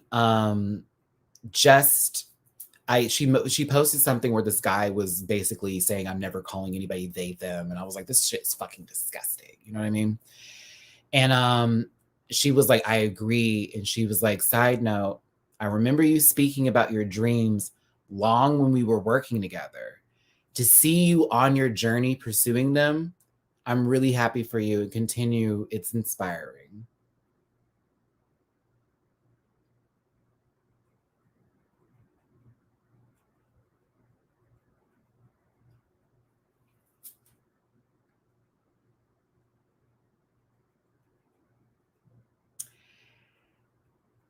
And I know this girl too. Like I knew her because I was her I trained her when she was first working for this company I was working at. She sat next to me on the first day of her interview. And when she got into training, I was one of the mentors that would come in there and help them on the phones and be like, this is what you got to do. You gotta. And I was actually creating my YouTube channel at this time, at this job, this very channel we're on today, the very job I quit is the same, this person here, the very job I did that at. So that was nice. That was boom, boom, boom, boom, boom, boom. I have been this character for quite some time, y'all. You just never knew until I got in this camera. I've lived in your city. I have been walking around. I probably passed you by. Yeah. Me, a little crazy. Just a little crazy. Why do you think my family has to call me up every now and then just to bring me into the situation? Because they know I'm going to change the mood. I'm going to change the mood up. It's about to be changed up.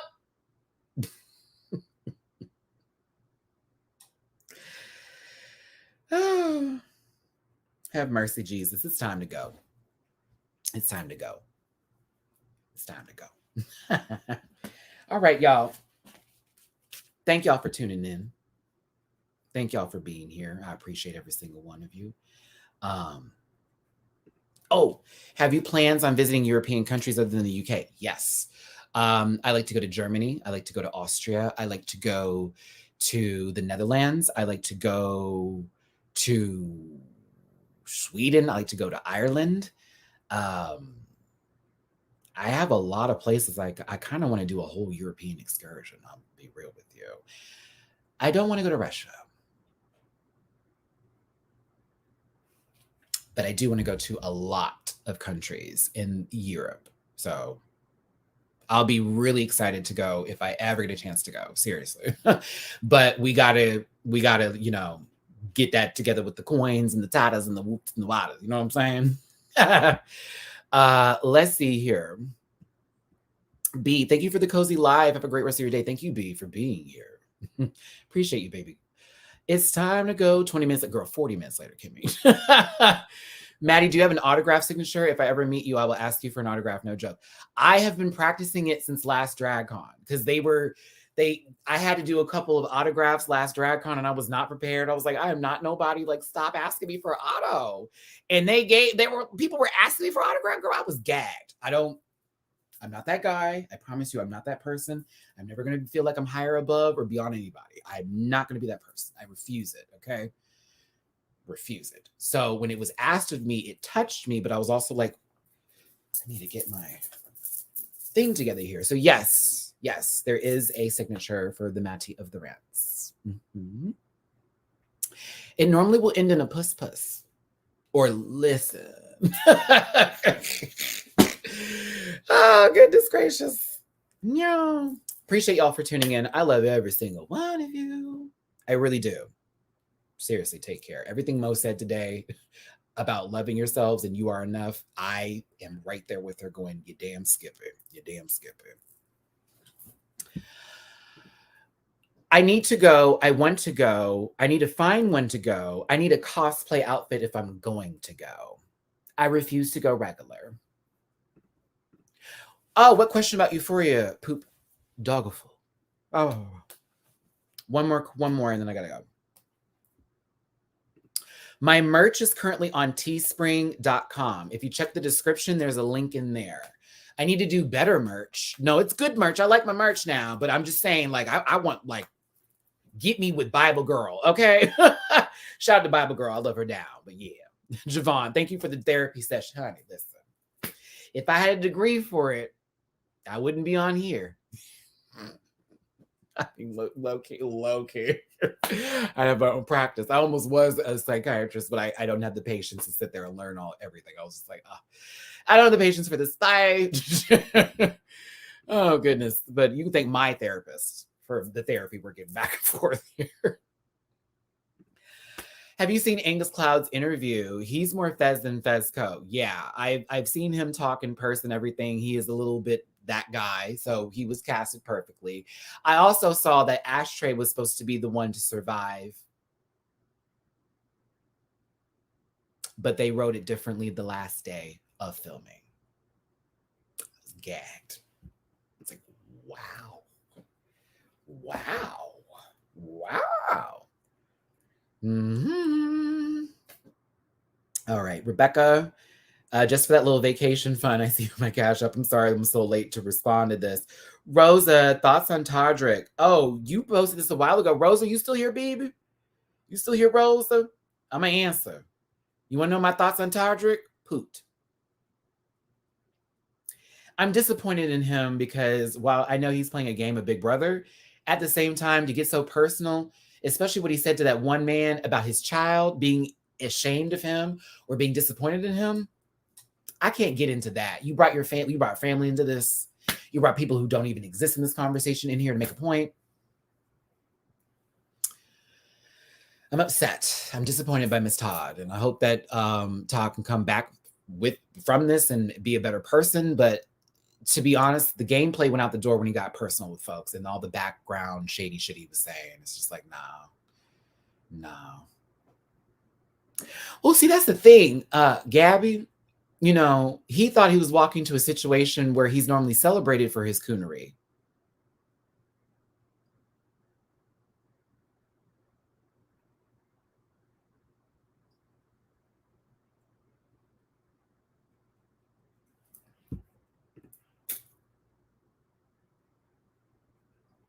If you've booked my cameos, you know damn well there is no script for me. I talk to y'all from the heart. And again, I'm not mad at nobody for anything. Hey, Crystal, for the OT on the lot. Thank you, Crystal. Thank you, Crystal. But like, let's talk about it. There are many people, including myself, that are very talented in this world that would never do the shit that was done by that individual if we were ever given a platform, a space, or a place to really go where we need to go. I'm not jealous of Todrick at all. I'm not.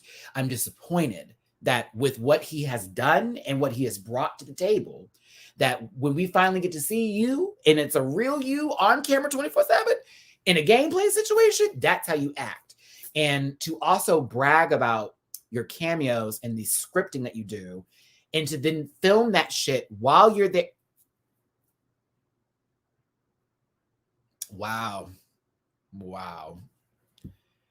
That's embarrassing. I would never. I would see Kanye doing something like that before I would see you doing something like that. It's insane. Will always come to the light, Brent Curry. I said that on the panel. What's done in the dark will always come to the light. If you fucking over on somebody, trust me, you about to be fucked over even harder. Believe it. Currently sick in bed, close to school finals. Good luck, Axel. Thank you so much, Matty, for this cozy 3-hour live. So much love for you. You deserve the world. Thank you, Axel. Good luck on your finals, babe. Feel better too, okay?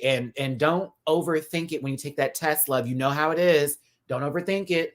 Go over your answers. Once you see the question, reread it back. Bam, it's coming to you, okay? You got it. You got it, Axel. You got it. Baby, that's how I pass all my tests now.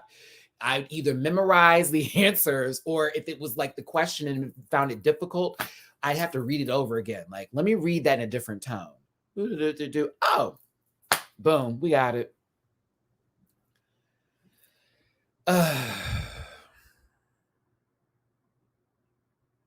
Isn't he from Texas? Do you know about him? Most people don't. Do you know more about him? Most people don't. I'm gonna start being quiet at this point because I know my conversations I've had with folks, and I like to keep them as conversations. But just know I've had conversations, and it's been with girls that are familiar and have been in that close vicinity and circle. I have my own little stories, even though Todrick and me matched on Tinder a long time ago. And then we gave each other a little hi and bye at DragCon. But I matched him on Tinder because I just thought it was a joke. I thought someone was pretending to be him. I kid you not. And I was like, I'm about to fuck with whoever this is. No, it was him. I was like, oh, this motherfucker's verified. Ah, wrong one. I assumed. That was a long time ago. As a matter of fact, no, it wasn't. It was, as a matter of fact, first 3 months I was in LA when I was on Tinder. Meaning that when I swiped right on him and it said match, that means Todrick had matched me first. That's why I was like, whose account is this? I could have sworn this queen was a bottom. Like, I was like, like, who is this? Maybe he thinks I'm a top. Like, that's what's going through my mind. But yeah, there are conversations. This is other stuff. Maddie, did you see Candy Muse, Monique, and Rose on iCarly season 2? I did, because I love iCarly. And you know who I would like to meet at DragCon and see what they give me? But like, I promise you, if she popped me in the face, I won't mind, because it'll be like, girl, we'll swing then. I do want to meet Miss Candy. I do want to meet Miss Candy. I said what I said, but when it came to other things that I felt like we as a panel like went a little hard on, I would definitely have a conversation with her about that. But I have a respect for Candy after the show because of how she handled a lot of situations that took place that were dramaful and how she focused on her career. I have nothing but respect for her. I also called it and said her career will be fine after the show. I said that girl was about to be watch. And sure enough, I said, see, I am going to freak out because Vanessa, I feel like, is my own sort of like fam in my head from our conversations and how we were talking about everything. And then I've been dying to meet Envy, who is also somebody who is aware of my channel. She was thank you for the review. She was very nice to me on that.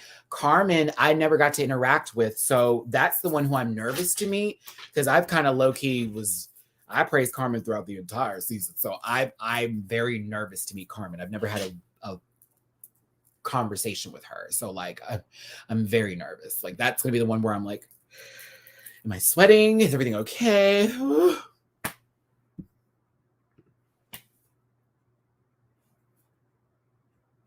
Which David would tell you that, ding, that would make Monet my grandmama. Oh, I can't wait to see Sarah Jean too. Can't wait. Yeah.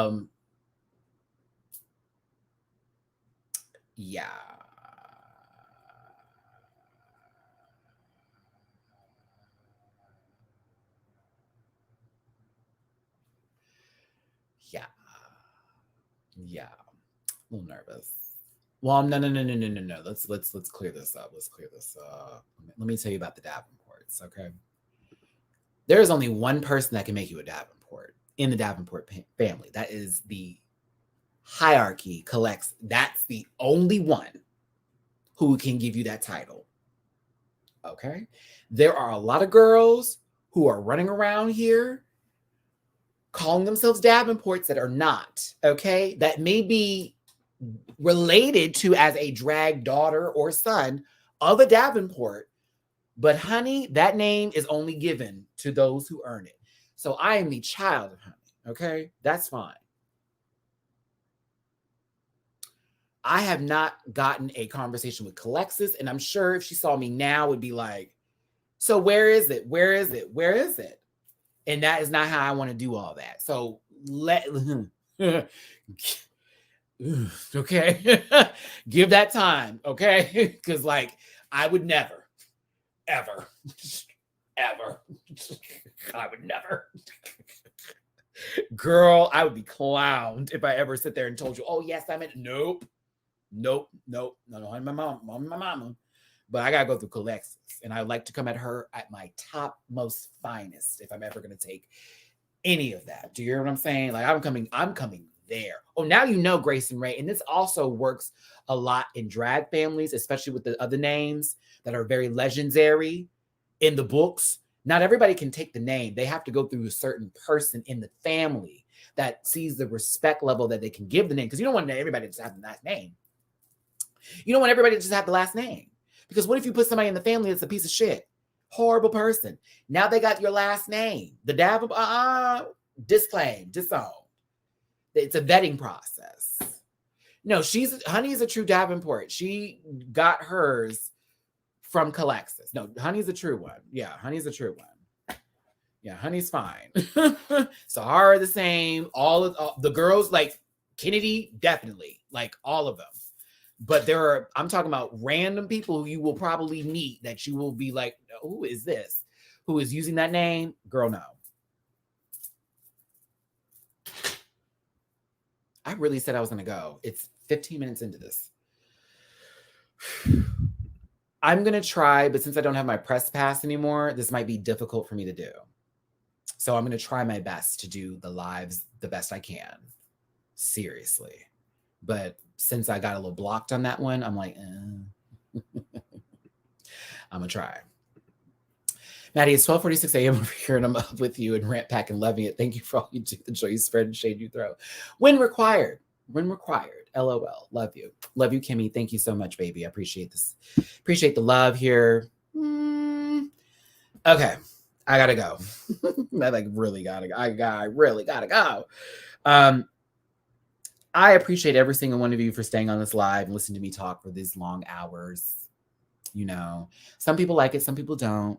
I think if it wasn't the majority of you asking for this, I wouldn't do it. But the majority of you live. So we're going to keep this up. But I am going to start putting some edited reviews into the recaps of, ones I can do that will only be 15-minute reviews. Little shows, stuff like that. We'll get it there. Either way, thanks for tuning in. Do not forget to hit that like button, share, subscribe if you're new here. Saturdays when I'll see you next time. Yeah, I'm about to eat. So yeah, I'm fucking hungry. I will see you next time on Saturday for the season 14 live review. For that one, we'll be doing that one earlier in the day. So for my babies on the weekends, wake up because I'm going to be up around this 1 p.m. Central Time. It's about 2 p.m. Central Time. Can we have a Patreon chat?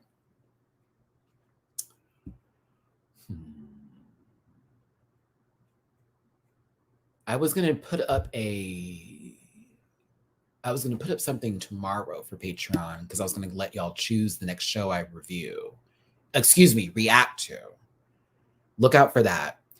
They told me to do memberships on here for YouTube. If I do, I'm not doing them for a crazy amount. I'm only doing them for like $1 or something because I'm like, no, I don't like that. Like this, I think we can get that done via YouTube with their memberships. I don't think Patreon can do that. Can I research that? Let me research that. Yeah, let me research that. Let me. Matthew's taking notes for his channel. Like super chat, just like on Patreon. Yeah. I'm the one that told Chris how to get that together. And now I'm going to be like, Chris, tell me how you do. See how that works, Sweet Harmony? I literally helped Chris get his up. Now we're going to be like, da, da, da, da, da, da, da. If Foodie Booty can do $4.99, you can. At least you would get content, right? Like you would get something versus listen to me in the car, go into the store, come back out, eat this food with cat hair all over it. No thanks. Yeah, all that. Okay. Oh, hugs and kisses, my best love and wishes to you. It's your boy, Matty Rants. This is what happens when I'm in a really good mood. You get very long live videos. Take care, everybody. Puss, listen, all that good shit. Remind yourself Saturday you'll see me again. Don't forget on Patreon, we'll have the reaction to UK versus the World on Friday. And Sunday's panel will be including the legendary Wilma Fingerdew of the Wilma Fingerdew reviews. She will be joining us this Sunday for the panel. I think C. Diggy will be back by then. Yes. I appreciate every single one of you for your support, your love, for letting me just talk and just rant and just tell you my stories. I appreciate it more than you know. Okay? I'll see you next time. Bye. Listen. Yeah. Yes, God. Get that out of there.